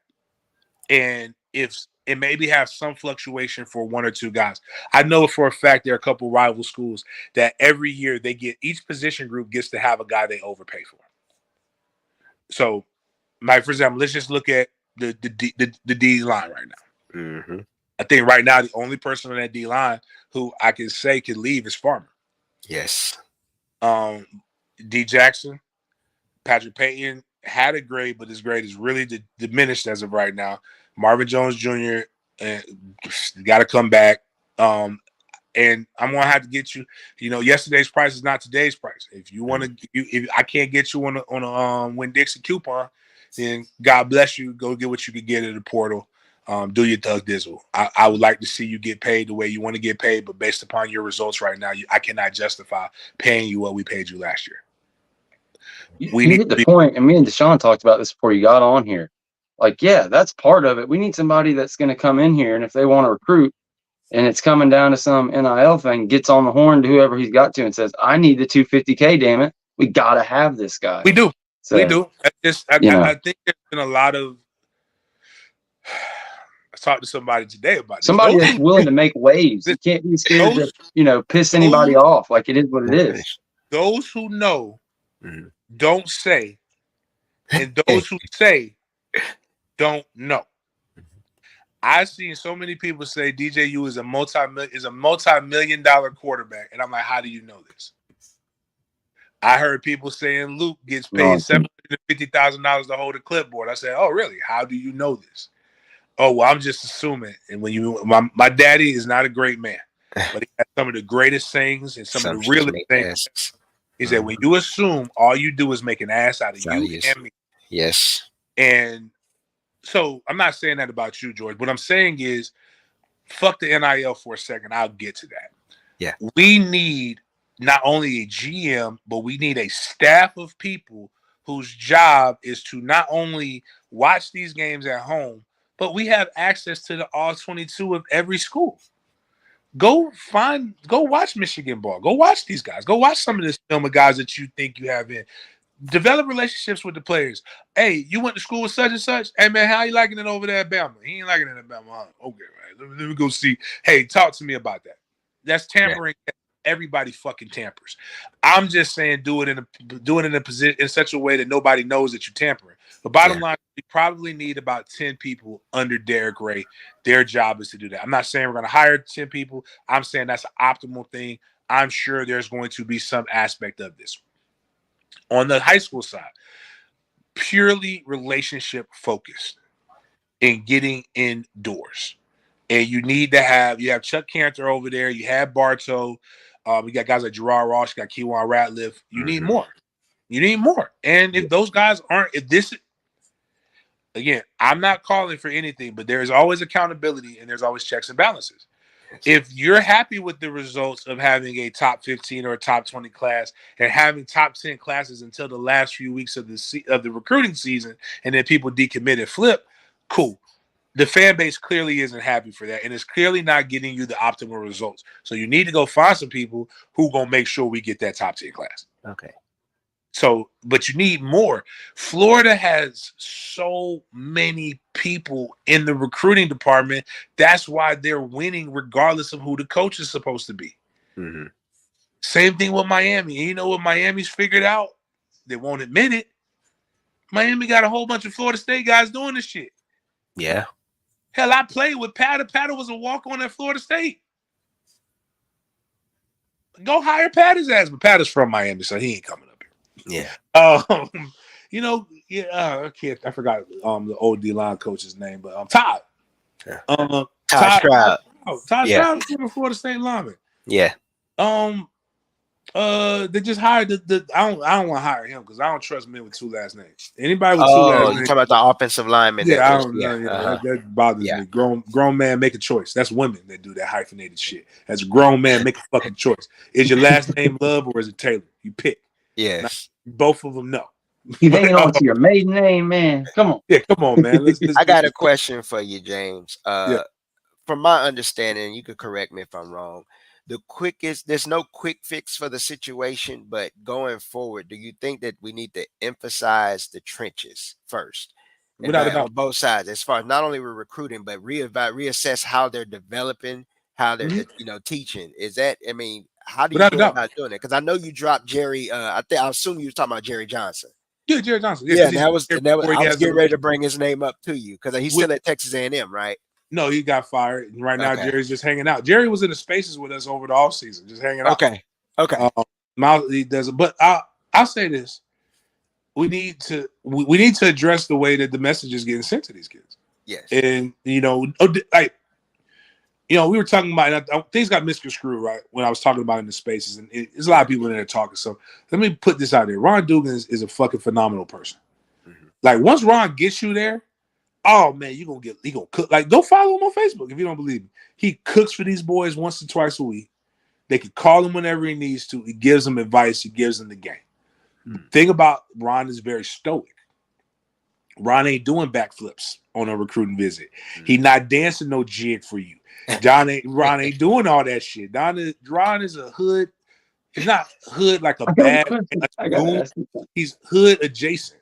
Yes. Like, I ain't doing all that shit. I'm tough. Like, Ron, listen, man, it's one guy who used to work for a major outlet that now works for another major outlet that about to get all his fronts knocked the fuck out for talking about Ron's wife. Dude, there's a guy I know, and he's like the white version of Ron Dugans. This guy's like a welder, builds hot rods, all this stuff, but he wears his hat just like Ron Dugan, all the way down, always has his whole life. And he's one of those guys that does all this stuff, but you'll never hear him say a word. He's just always grinning, soft-spoken. But when he gets pissed off, it's like, you better run away. Is that wrong? Like, if he uncorks one, is that everybody scatters? Ron, one of them cats that, you know what he's like? I don't know if you probably don't know. It's this rap exec that I've always feared because I'm of the. I'm not a hood dude. I'm of the hood though. I grew up with some rough cats, so I can tell when you really got it, when you really about that life, and when you're not. And actually, this guy, I've heard him say something my great granddaddy used to say. When I chew my cabbage, I don't chew it twice. I never knew what that meant, but I knew he wasn't going to ask me to do the same thing again every time he said it. And Jay Prince is this guy that he talks like how I'm talking to you right now. Jay Prince. This is his mad voice. That is fucking terrifying. Yes. And that's Ron. Like when Ron mad at you, like Ron finna like it ain't finna be no elevated voice for you to be afraid and back down. You just gonna get fucked up, and you don't even know you're gonna get fucked up. Now he's changed. He told me he's changed, and he doesn't drink like he used to. He just smokes cigars. But the same thing is in there. So, but I say it out to say is, if you're trying to develop a relationship with a guy who's stoic, and I'm stoic like that at times, and people tell me I look mean, I got resting bitch face at times, so I try to smile. You can misconstrue how I am if you don't get a chance to really break that wall and get to know who I am. There's less and less of those people's being made, and that's kind of. And but the problem is that doesn't get always seen with recruiting, and that's what I was trying to say earlier today, Deshawn. That's where things got lost in translation with Jamie. Okay, like Jamie just they misread Jamie. Jamie misread them. Mm-hmm. Jamie got a better comfortable and home feeling from the Texas wide receiver coach. And the other part is, I heard him talk all day about Xavier Worthy.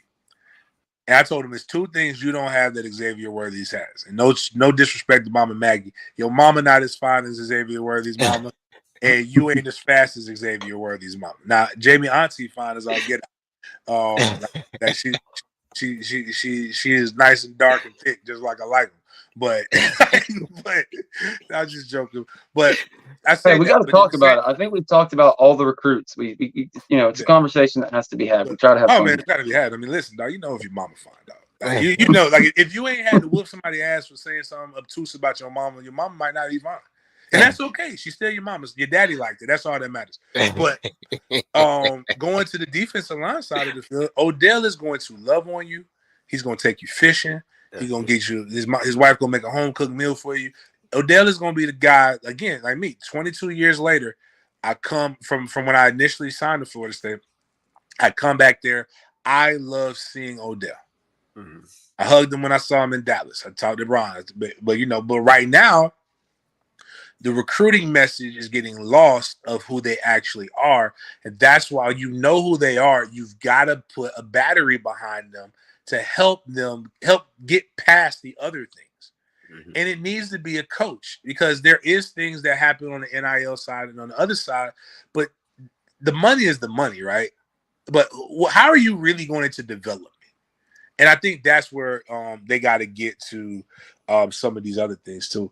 But that's why I say you got to have more off-field recruiting guys that understand the game, and you need to have. There's a guy named Jeffrey Cup, and I'm sorry being long-winded, but Jeff Cup handles basically former player relations and stuff. There's a network. One of the craziest things in the state of Florida. Don't believe me? Go through and look. All the major schools in the state of Florida, most of the major schools in the state of Florida, have Florida State alumni on their staff. We got to be like something as simple as finding out who the coaches are. Like just like they send emails and text messages to players with graphics saying, "Hey, congratulations, hope you have a good game." Send us stuff like that to us. A care package to start the season off. Hey, coach, here's a hat. Here is some sweatpants. Here's a T-shirt. You already have it in your Nike budget to have these different things. Send this stuff out. Here's why that matters. Don't send it to our house. Send it to the school.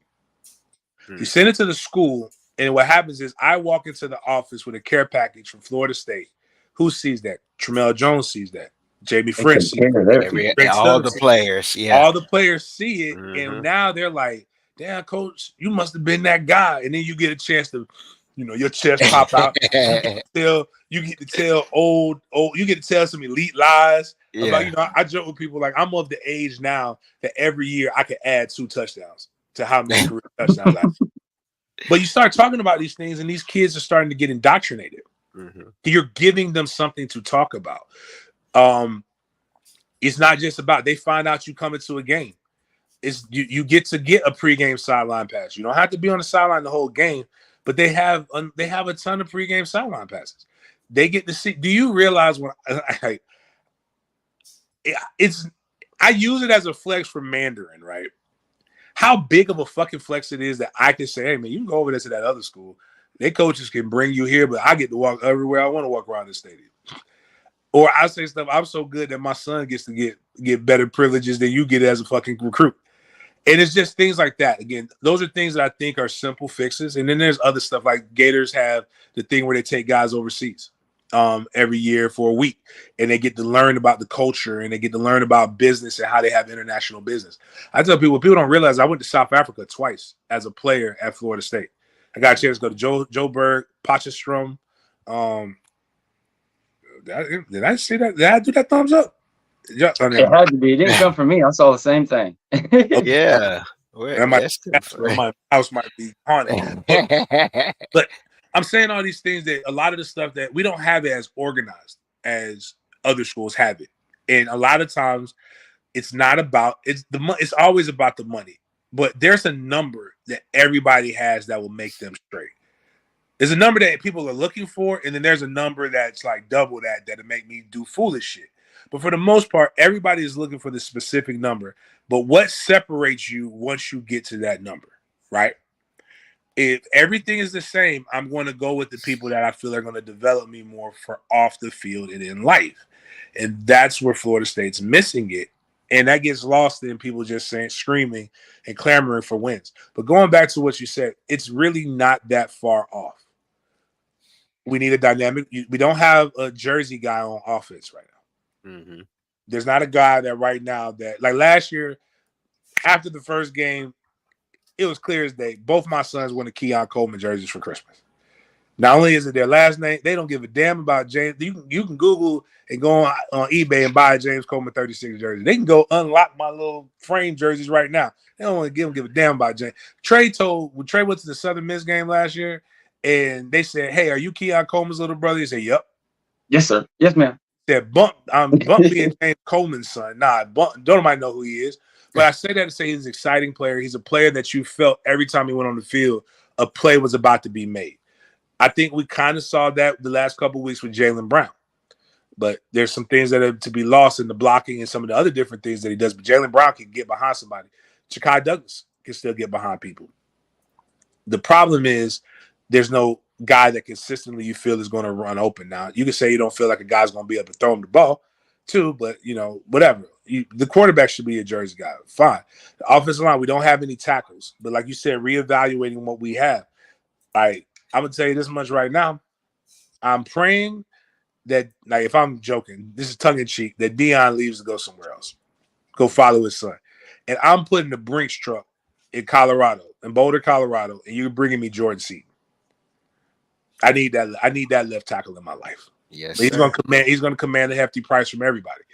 I'm going to go and overpay for the offensive alignment so that I can get guys in there that I need to play and put them in positions to be successful. Same thing at the D tackle spot. I'm looking at who's the best. Don't give me that bear motherfucker from USC. Fuck him.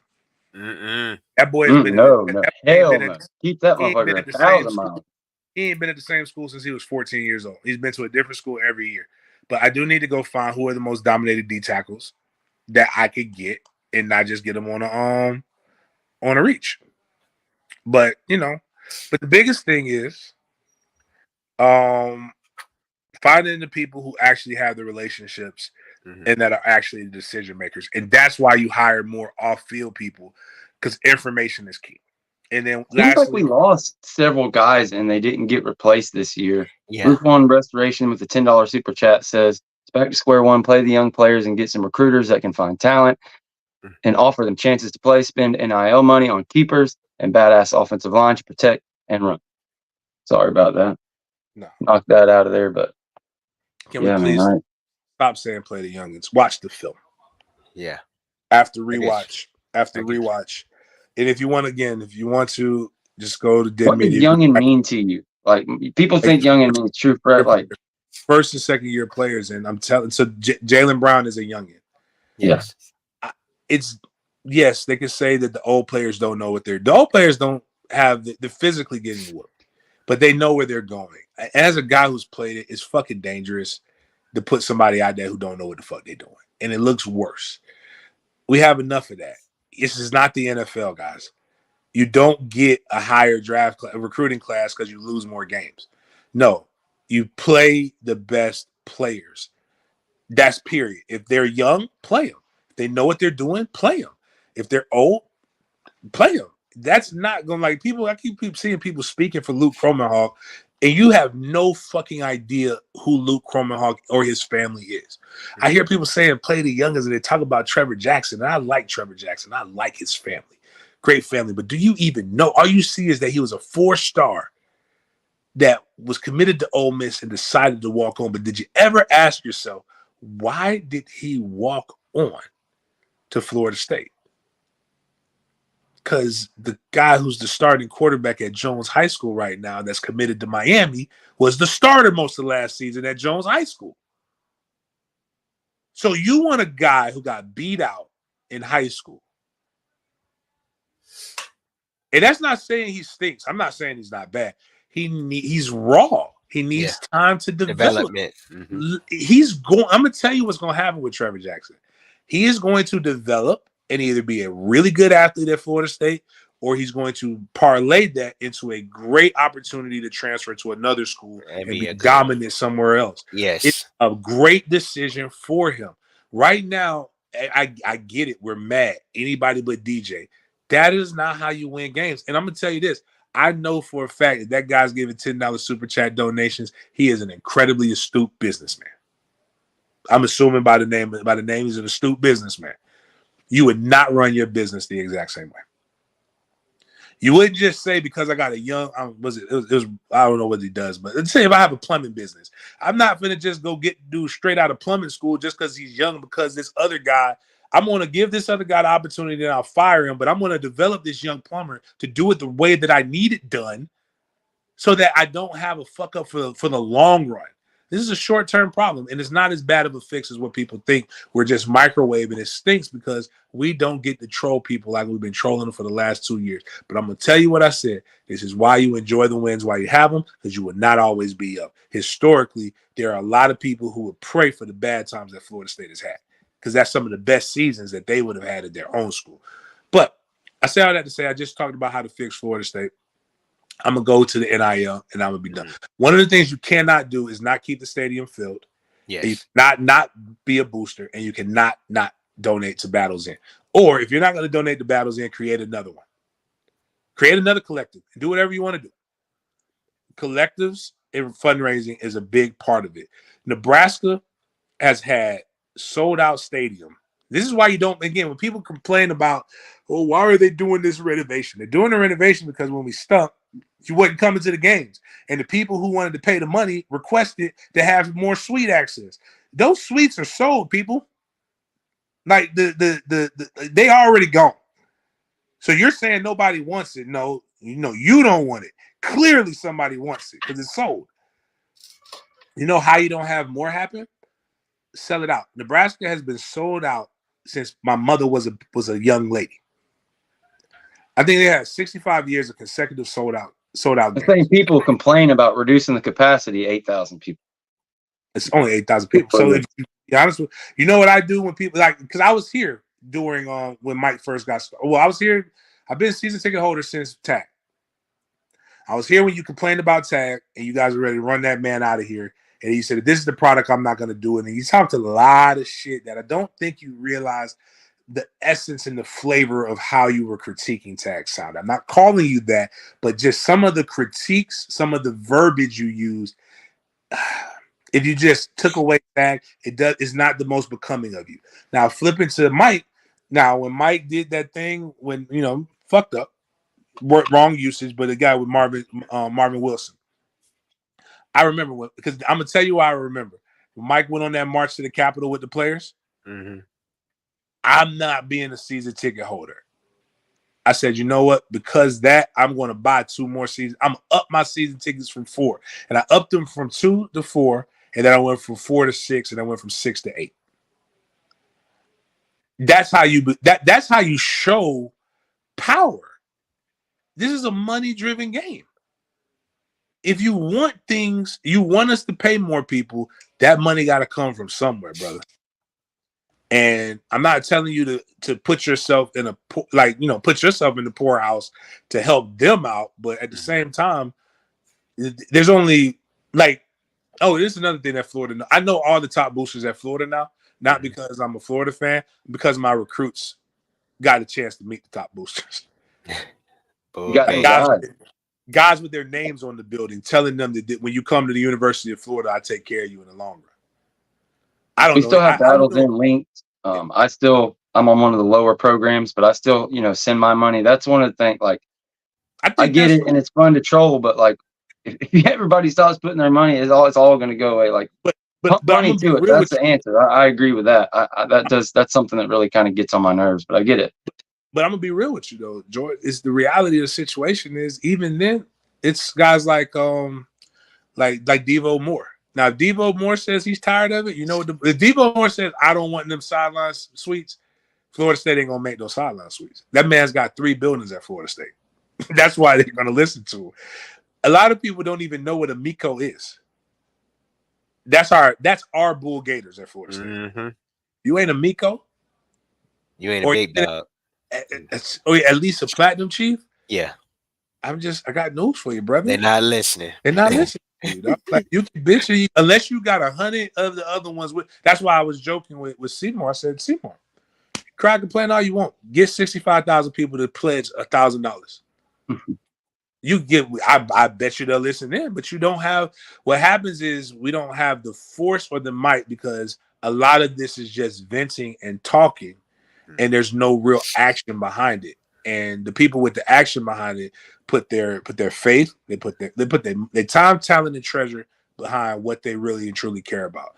But I do believe that I still believe Mike is the guy until Mike's not the guy. I'm loyal to the logo. I will back Mike as long as Mike is the head coach. Yeah. Mike is a phenomenal guy. He treats my sons extremely well. I don't have the luxury of turning off my apps and turning off my fandom. When you Google James Coleman, FSU pops up. It's a couple things. I'm a banker. I'm a Supreme Court justice, and I'm a former fullback. And you see the Florida State pictures, and again, I know it sucks. I was there live. I gotta go to Notre Dame, and I gotta go to Miami and watch this live even more so. Like, I'm traveling to go see this shit live, and it stinks. But I'm just telling you that it's a tough road to hoe. I've never been in a situation where I'm like, damn, I just realized that a bowl game is probably out of the cards. Because the only way we can go to a bowl game is we have to beat Notre Dame, Miami, or Clemson. We got to beat one of them and win the rest of the games outside of those. That's a tough road to hoe. But, and shout out to Brock. I hope Brock plays well. But I think Brock can be good, but I think a lot of you guys are going to realize, oh, that's why he's not playing. Yeah. I got you. And it's a tough game to start your career against Clemson. I think that's kind of the thing. It's like, but as much as everybody else wants to bitch, it's like, well, you can see it coming from a mile away after the first game. Like, so why don't you get Brock some meaningful time or like prepare him? Why don't you do whatever, somehow get past this Clemson game? But it's like, it is what it is. He's a gamer. He got stuck out there against Louisville and then Georgia after being hurt for the whole season. And DJU's out for an extended period of time. So the good thing is that he will get an opportunity. He'll get multiple opportunities. I think he's been here long enough. I hope he doesn't get blown up. Like, it's too big for him and it ruins him mentally. But, that's it. He's got that Memphis swag. So do you remember Brooks? Not Brooks. Do you remember Brock's first play at Florida State? Yeah. I do not the very first one. He almost threw an interception. Yeah, that's the interception. Oh, yeah, I do now. Florida, He's about to throw a pick six. Yeah. I think we have nostalgia for the Louisville game. Our offense did not move at all.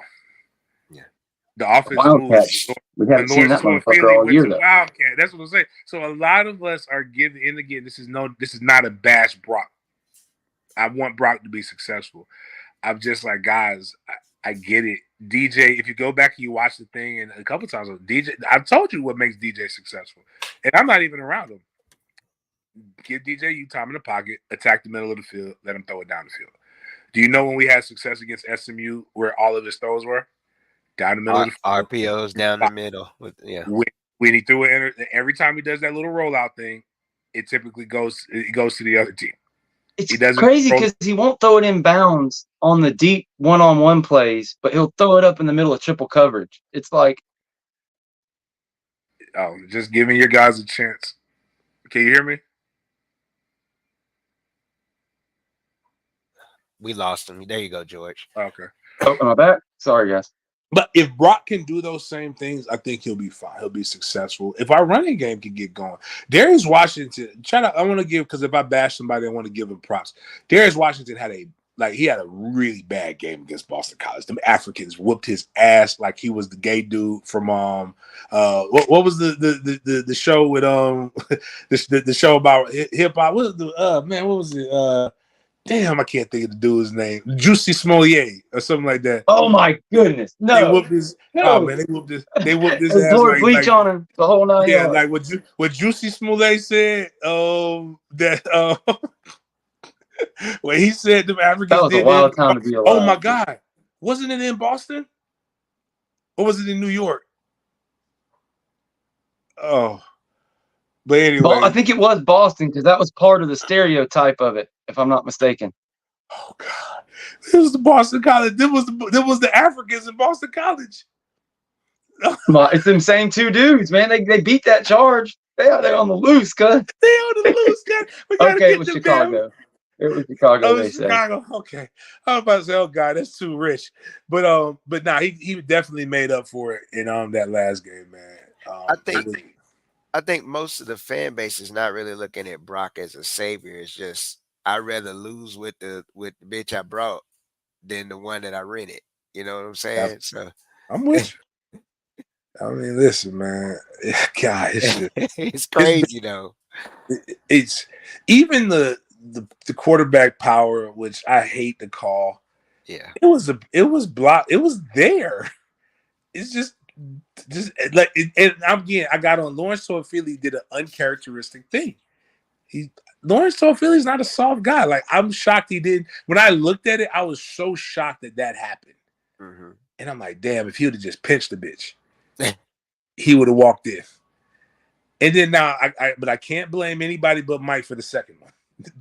Yeah, the second one was him. I can't blame the oh Jesus, that interception was bad. Man.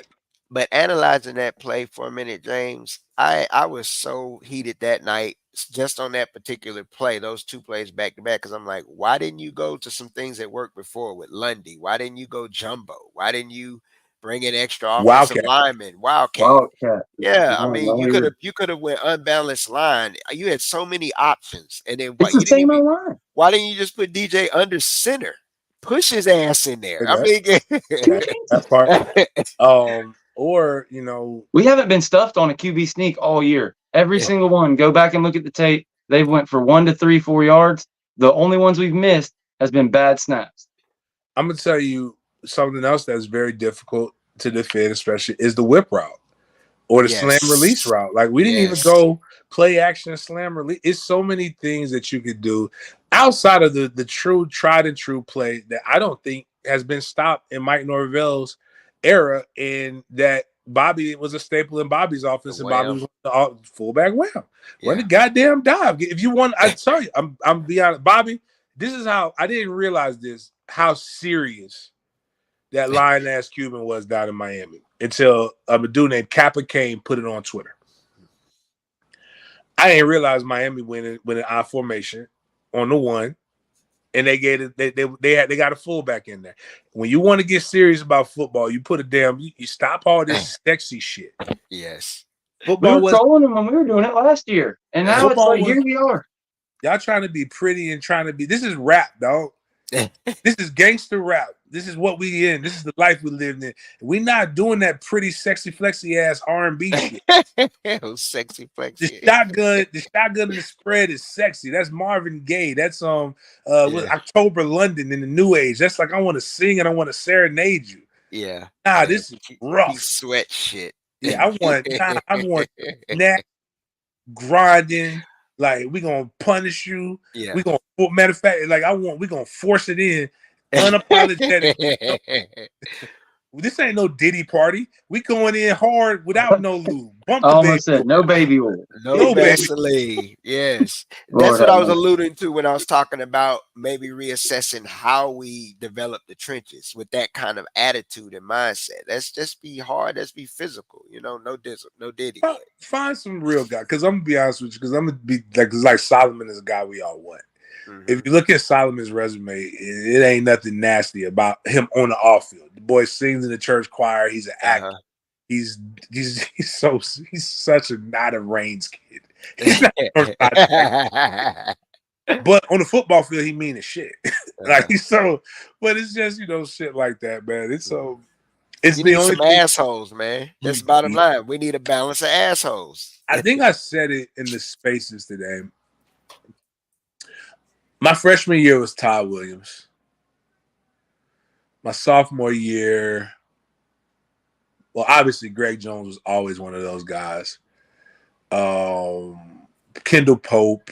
Yeah. I'm trying to think who the guys that would just kind of just feared a little bit. You had a healthy fear of them. Like, it's not that you didn't want to, that you would be afraid to fight them. It's just that the fight might not go your way. And if you don't have to fight them, you cool with not. Like, I'd rather do what you asked me to do. Yeah. Fight you. Like that pro outweighed the cons. When I was listening to people talk about the national championship team, Telvin Smith was the guy that was willing to get in people's faces and slap the shit out of people. I don't know who the slapper of the shit out of people is on this team. Gotcha. And that's when you say we don't have the tough guys that are willing to be the tough guys on the field. And I don't want just the guys that's yelling to get in your face. And no disrespect to D-Jax, but like D-Jax did a lot of that shit during the tag era. That's that false bravado. Like when they wanted to fight the boy for wanting to plant the flag in the field against Florida, that ain't the time. Chauncey Gardner-Johnson, yeah, don't fight him. The time to fight was in the 60 minutes that y'all was playing. Like, fight then. Don't fight afterwards. But Hussey let me down with a little bit of that shit in the second half. I know you only did the first half, I think, on the film, but I never thought Hussey would ever show that. Man, it was pretty pathetic. But I'm gonna be honest with you, man. This is why people keep blaming Fuller. Like, dog, like Fuller's probably played an ungodly. I bet if you added up the total of the amount of snaps that the defense has been on the field this season, it's definitely got to be. If it's not 2-1, it's got to be borderline 3-1. And that's just not fair. You have to protect the precarious situations that Mike puts him in. Like, I get going for it on fourth down sometimes, but goddamn, not every time. Like, it's like, and as I always say when I'm doing the breath, so it's two things I think people can find funny because they're tongue-in-cheek jokes. Black lines matter. You go look at the thing, and the black line on the video copy shows you where the line of scrimmage is established. You want the whites, if we're the away team, you want the whites to push the black line back if they're on defense, and you want them to push the black line agenda forward if you're on offense. You really want your team to dominate the line, and we don't do that. And then we don't have time of possession, and it's just and we don't score. So, like, one of the best things to break a team from what they're doing is to score points. And when I counted this game, the game should have been 28-7 at halftime with the opportunities that Florida State was given, and the drops, penalties. One time, man, we got 5 yards first. I was proud. Like, look at us being ahead of the change. False start, fumble snap.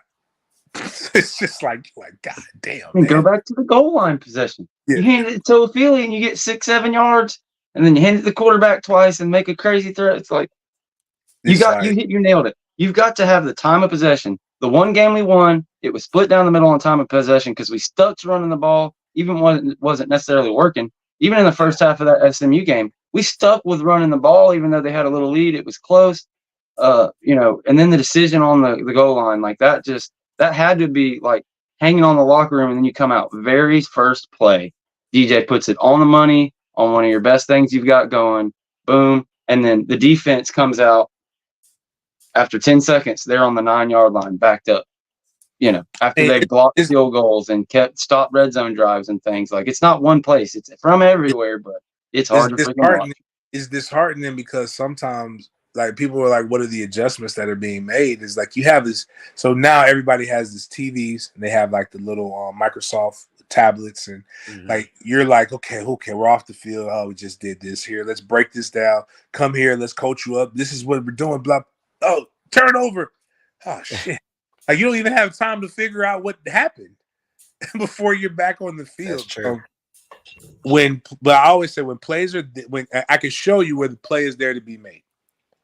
If the play is, when you know it's really bad, it's a bad scheme, is when there's no play to be made. But when you see, like, it was the opening drive. I think it wasn't the opening drive. It might have been the second or third drive of the game. Farmer missed the sack. Oh, but yes. Oh my goodness. Yeah. He had his hand on his shoulder. Yeah. Right. Yeah. The guy just broke it. Yeah. And he runs up the field and he makes us pay for it. Yep. And I'm like, that's not Coach Fuller's fault. Yeah. The scheme was there. He just didn't finish it through. There was another big run. Grady. I don't know why they turn their shoulders so much on these stunts, but like they get washed out. I don't know what the thought process is, but even in that, not the defensive tackle from North Carolina, the other one, 95 Lions was there. Dive, do something, or just get a step faster. You make the tackle behind the line of scrimmage, and it ends up being like a 7 or 8 yard gain. You have guys who are in perfect coverage. They're getting up top chicken box is what the kids call it. We still, for the life of me, don't know how to cover. They don't know what banjo means, man. And banjo is supposed to be simple. That's just a switch off coverage. Then you saw Fuller try to say, fuck it, man. Man might not be working. I thought I had man guys. He switched to his zone. And then it's a Blake and Shaheem Brown let the slot receiver just penetrate the middle of the field. And neither one of them, Blake doesn't push them forward to the trade-off. Shaheem doesn't go with them, and they just gut us right down the middle of the field. Sometimes it's you try to make it simple, but it is the coaches, because the coaches are putting the players out there. But I would say that I didn't watch the second half. The second half, they probably quit at that point. Yeah. But the plays were there to be made. And if you don't make those plays and the other team is making plays, you're going to eventually fold. But if you don't if the kids don't, like, it doesn't matter how good a coach you are, if they ain't listening to you, it's like you get fired. And something I've noticed, I want to ask you, because I know we're running long and everything, but this has been a lot of fun, this conversation.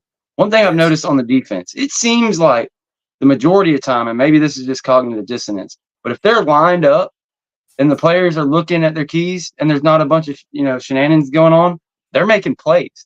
But whenever they're like, oh shit, it's like all the plays is when they get caught on hurry up, or they're celebrating the play before and they run the hurry up, and everybody's seems like that's when the problems happen. Is that just me? And you go ahead, Deshawn. I'm not sure what happened. You know what? I'll speak to that because it's something James had just alluded to. But answering your question, what you're talking about, when it seems like when they were going hurry up, and it just seems like there's a lot of discombobulation and lack the communication. I mean, that's basically the principle what the hurry up's supposed to do. But James can answer the question since he's bad. My bad. But yes, I said it. I said it all the last 2 years, and people were like, "Oh man, Fuller's second half adjustments are epic." I said, "You know what the second half adjustment is? It went in there, custom. I said, do your fucking job. Yeah, like just stay in your lane. Like don't get pushed out. Like again, I'll tell you the adjustment that Patrick Payton can make to change his game very easily is stop trying to Olay the pull. Spill it. Every time he tries to Olay, and he's not doing it because he's it's selfish, but it's selfish in a different manner of selfish. It's like he's so confident in his ability in his speed and athleticism that he's trying to make a play, but he's making a play outside of the scheme. Mhm. But like if he spills it, it not only slows up the second guy, because they did a lot. They basically did what we do. They did a lot of GY or TY pulls. If you spill it, then that second fullback or the tight end that they just put offset, Crashes it's going to into get the slow. lineman. It crashes into the lineman, or he has to adjust, which slows down the running back. And if you slow down the running back, now that gives your linebacker opportunities to scrape around it. I didn't see Lolo did a pretty good job of that. Marvin Jones Jr. in the previous game did a pretty good job of that as well. But the hurry up definitely does. It doesn't allow for you to be able to make a adjust. So this is what teams do. They'll put a certain personnel package out there, and they may just run a dummy play. Like, let's just say it's a dot. They just run a. Oh, actually, what they did was they would go 11 personnel, but they would go 5 wide and 11 personnel. Which 11 personnel, for those who don't know, is a tight end and a running back, and they just put them out there. One play in particular, they did it, and they got the matchup that they wanted. Blake Nicholson was one-on-one coverage, and it was a tight end that was more athletic. Yeah. And what should have happened was a safety or a corner should have been in Blake's spot. But they got us where they wanted us, and then they went up top on Blake. Yeah. It was great. It's why you do the things that you do. It's why offenses run hurry up. It stops you from being able to communicate and get the personnel grouping that you want on the field. And it's unfortunate, but they got to deal with it. One of the things I'll say this, and I'll leave you with this, and a lot of people, again, I think people are trying to rationalize something that just they can't rationalize because none of us truly know what's going on, and it doesn't make any sense because they can't. I don't think they can be Mandarin right now, playing the way that they play. Money the only time we've seen big paydays is typically in professional sports. Big paydays typically happen in professional sports when you're on your second or third contract, which means you're late 20s, early 30s. For those who have never been athletes, or just actually, you don't have to be an athlete. I'm going to tell you as a guy who's 40 right now, George. Actually, no, forget that. I remember vividly. I have been able to dunk. I had been able to dunk a basketball since I was 11 years old. All of a sudden, I kid you not, July 25th at 11 p.m. The day you got it down to the minute. I was 29 years old. I could dunk. I went and grabbed the rim. I had a 10-foot goal in my gym. I just wanted to see if I could one flip. Boom! I mean, July 26th, 10 a.m. I went to do it. I was 30 years old, and and my body just said, And I looked. I swear, 10 feet looked like the Statue of Liberty. Like looking at the top of the Statue of Liberty at that point. My sciatic turned 40. They said somebody, hey, what's hurting you? My sciatic. I don't know why my sciatic hurt. My sciatic hurts 24/7. Yes. It goes all the way down to the middle of my foot. Yeah. What is that? LeBron James, that's why I know LeBron is probably doing something. I don't know what he's doing, but he's doing something that can't be detected. I say that to say to you is it's old people that get paydays that they earn that they can no longer cash in on. But even in business, I've made when I had my last year at the gym, we grossed $1 million. I didn't make $1 million, but my gym made $1 million. I did not want to make $1 million again. I wanted to make $1 million. I wasn't happy that we made $1 million. I wanted to make $2 million.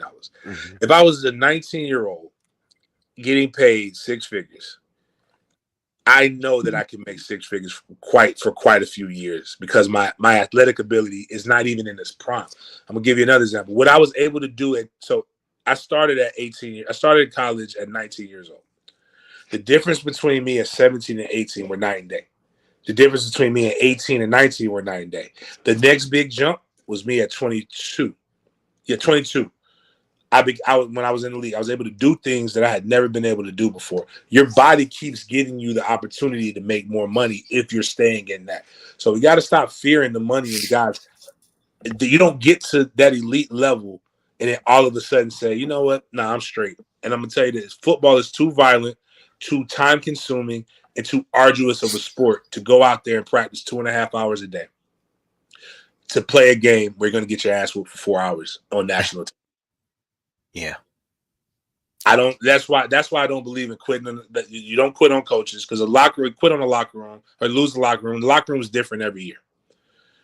I believe that there's something internally that these guys have all lost something.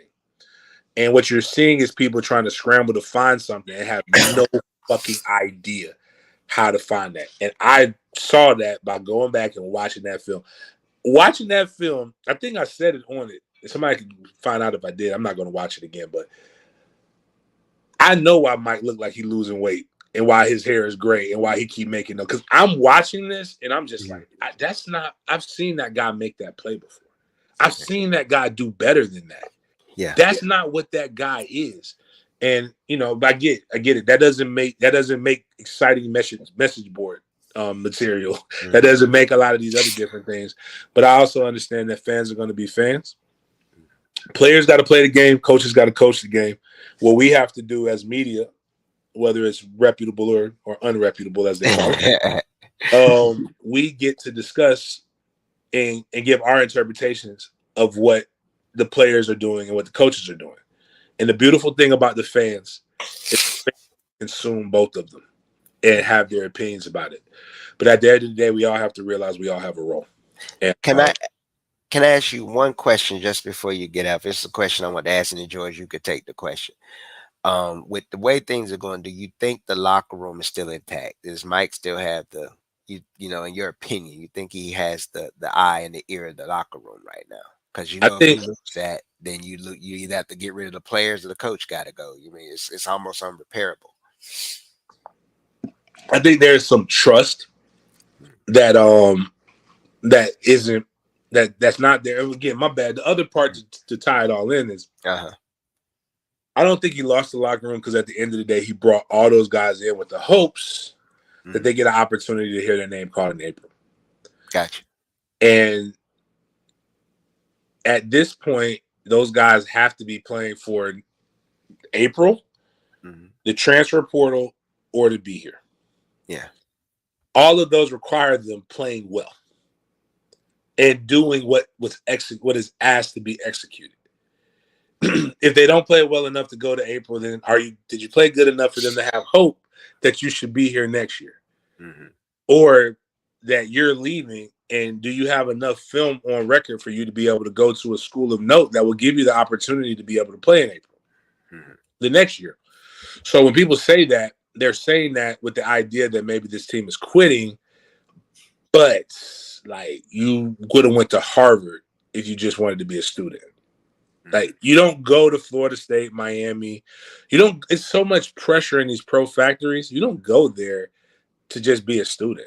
Like you go there to go to the league. That's like I went to Florida. I ain't go to Florida State. I went to fam. I always tell people if I'd have known we were gonna have these conversations, not a bad thing, but I tell kids when I was coaching when I was 23. I said if I'd have known this is what I'd be doing in my life, I would have went to FAMU. I'd have joined a frat. I'd have enjoyed my college experience a lot more. I went to go play in the NFL, and I wanted to play in the NFL for 10 years. And while I didn't achieve that goal for 10 years, I did achieve the goal of the NFL. But it's again, a lot of us. I think it comes down to a lot of us, and me included, are trying to analyze and justify what we're seeing on the field from the mind frame of what we're comfortable with. And the reality is, very few people have ever, including the media. I mean, I'm one of the guys, I guess, in the media who's had to deal with some of the stuff that they've dealt with. And it's even I can't justify or explain it. So it's just, but I also think if it was as easy as Mike lost the locker room, you could fix that. You know how you fix that? You tell people, that's when you go ahead and bench people. You basically go ahead and tell people you might as well enter the portal. But I saw somebody post something because I talked to Rick, Big Rich. Richie's dad, great guy. Love that. Big Rich is so happy. Richie's we shouted him out earlier too. Great guy. And I saw Big Rich talked to me last week about stuff that was going on. Rich, I talked to him yesterday. He was headed to Tallahassee. He told me he was having surgery today. And somebody said he's faking an injury, shutting it down, and he's going to hit the transfer portal. I said, that man having a whole fucking surgery. Like, again, I can just shut it down. I ain't gotta have surgery to not play. Like, you know what I'm saying? Like you think he going that hard? And he already had burned his regular red shirt. He needs a med red.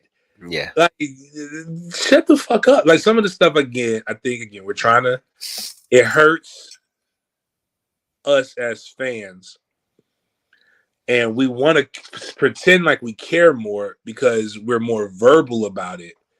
But those guys got to go through it. And I'm just of the ilk that there's a lot of other better shit that you could be doing with your life.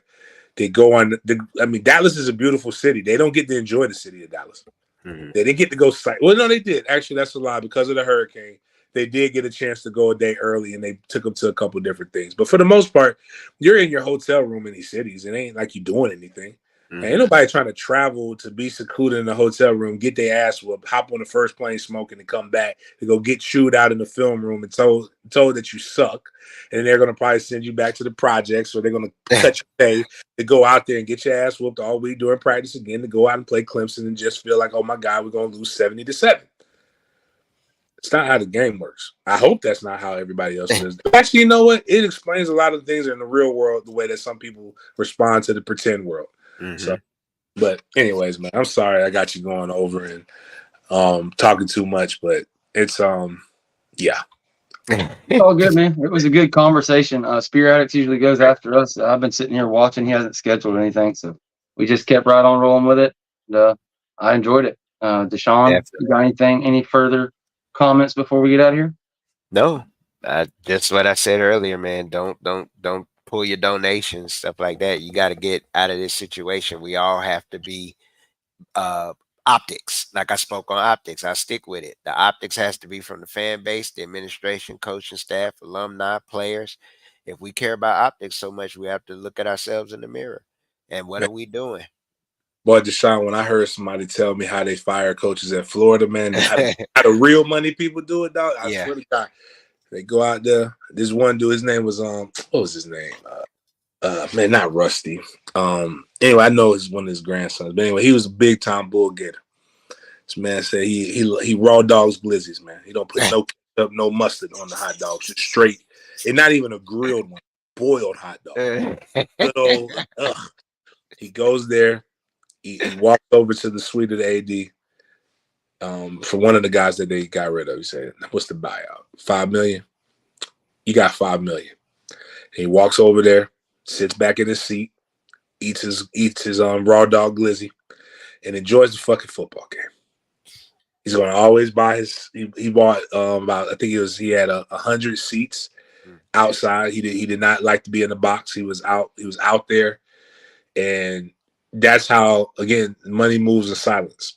Yeah. But at the end of the day, he understood that money, in order to have power, in order to have influence, it costs.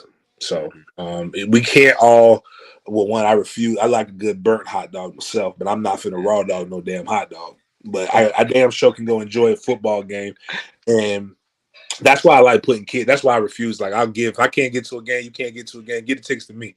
It's some kids in Tallahassee that never seen that. I didn't experience my first Florida State game until I was recruiting. So like we can make some new fans. And there were some kids that went to the Cal game and went to the Boston College game that I sent, and it was just like, man, wow, I could imagine myself being. That wouldn't happen when I get there. And they were little Pop Warner kids. I was like, man, you so cute. You're gonna get your ass whooped too. But but the thing is just like you said, optics, man. Yeah. But on that note, man, I know you got to do your closing, man. If y'all could 9:30-ish. Yeah, make sure you let everybody know what you got going on. Take your time. We ain't in no hurry, dude. We're just hanging out. 9:30-ish tomorrow, Big Games BS will be on the Dim Media Group channel. It'll be on Twitter. It'll be also on Facebook. If you want to comment, do that. We'll be giving away a pair of tickets to the Clemson game. If you want to go, go. If you don't, I don't need to hear the fact. I don't need to hear that shit. Just say you want damn tickets or not. We'll talk about more things and stuff like that. If you do a super chat, you get to dictate the conversation. So we will change the conversation over to whatever you would like to discuss at that moment. We'll break down the Clemson game. We'll talk about what Miami has coming up, Miami versus Cal. We'll talk about Florida. We'll talk about the NFL and whatever different topics that are going on in college sports as it relates to whatever. Also, if you don't want to go to the game, please inbox me. Again, I have a lot of guys who do want to go to the game. I love putting people in there, getting their first experiences. I'll send you pictures of proof. I don't sell tickets. I hate that resale shit. It doesn't make any sense, too much stress. But I do like sending kids to the game. And again, just trying to get to 7,000 subscribers, man. So appreciate you guys for having me on, and anybody who wants to hang out and listen. We'll be over there, Big Games BS, 9:30-ish in the morning. All right. Thank you as always. And definitely, if you can stomach it, go watch that film review. And you'll learn quite a bit. Having that, it's not quite all 22, like he said, but the specially filmed by Big Game James Coleman, all 22 view there. That's some good stuff for sure. All right, brother. See you guys later. All right, James. All right. Appreciate you again. What you got going on over at the Pro Football Talk, man? What y'all let the folks know where to find you over there? Yeah, you can find us at Pro Football Talk, Double D's Let's Talk Ball podcast. We may be doing a show either tomorrow or Thursday. We'll touch in on this week's games, recap. I've been a little bit under the weather. I'm actually just getting back, right? So we haven't done anything this past week. Been busy with youth football, high school football. So, but that also D's Corner, DSCORNER, and Double D's Gaming. Tap in with us. Make sure to like, share, and subscribe. For sure. Get over there. They're starting to come along, get their sea legs, get growing. It won't be long before they're monetized and doing all kind of fun stuff. I will give a shout out. I found this little podcast called 4th and Inches on here. They talk about FSU, Florida, and Miami, 3 friends. I thought that was pretty cool. We just love this. We love Florida State. I would love to just be a propagandist for the program and stay, pumping all the positives and stuff. But when you do 3, 4, 5, 6 shows a week and you cover the team, it's what you do all the time. Yeah, it is what we are. We are 1-4, so we have to have these tough conversations. But love getting to talk to people like James or anybody that we can have on with inside information who's been through it, and talking to sources and things. Like, I'm not here. The last thing I ever want to do is talk crap about Mike Norvell or Ron or Odell. These are like heroes, people I looked up to and things of that nature. But it's also what we do is cover the team and talk about solutions and what's going on. So that's what it is. And Deshawn doesn't have anything else. I guess we'll call it a day and look forward to seeing you guys Wednesday, 6 Eastern on Voice of College Football as usual. And then back here Friday at 7 Eastern. Awesome. All righty, man. Go Noles. And, guys, just pray for some good things, to see some nice things to build upon against Clemson. Pray for health on the team as we move forward. And maybe Brock can find something. But regardless, still 7 games left. I'm going to be there the whole time. Sean will be here. Jen will be back. We're going to have a lot of fun with it. So it is what it is. Go Noles. And thanks for everybody for joining us. Subscribe, like, all that stuff. Man, this is the first time we've been over 2 hours in a while. So go Noles, guys. It's easy to abandon fundamentals. Easy to not communicate, not get the call. It's easy for those things to show up. And then you get to look back, and it's opportunity for regret. But everybody knows we're better than what we just put out there on that field. And that all comes down to me.